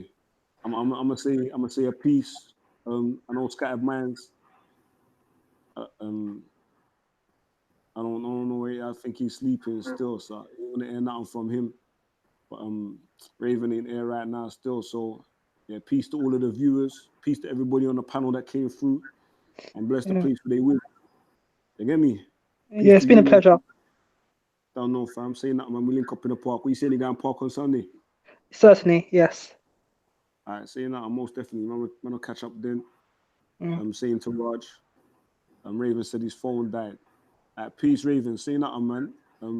Yeah, I was gonna make it end with you, make you say your last thing still. You've been on there for the longest of everybody who's still here, you get me? But yeah, saying that, man. Shout out to Modine in the comment section as well. Shout out to John Hire. Yeah, peace to everyone, man. We're gonna lock this show off, man. Till the next time, you get me? Okay. We are. Oh, I was muted. What are you saying, Rod? You're saying bad things, trying to get the last. I was saying happy Shirkmas to everyone. Happy Shirkmas to everyone. Happy Christmas, Raj. Happy Christmas, man. Oh, happy Christmas, everybody. Yeah, well done, man. Anyway, I'm off anyway.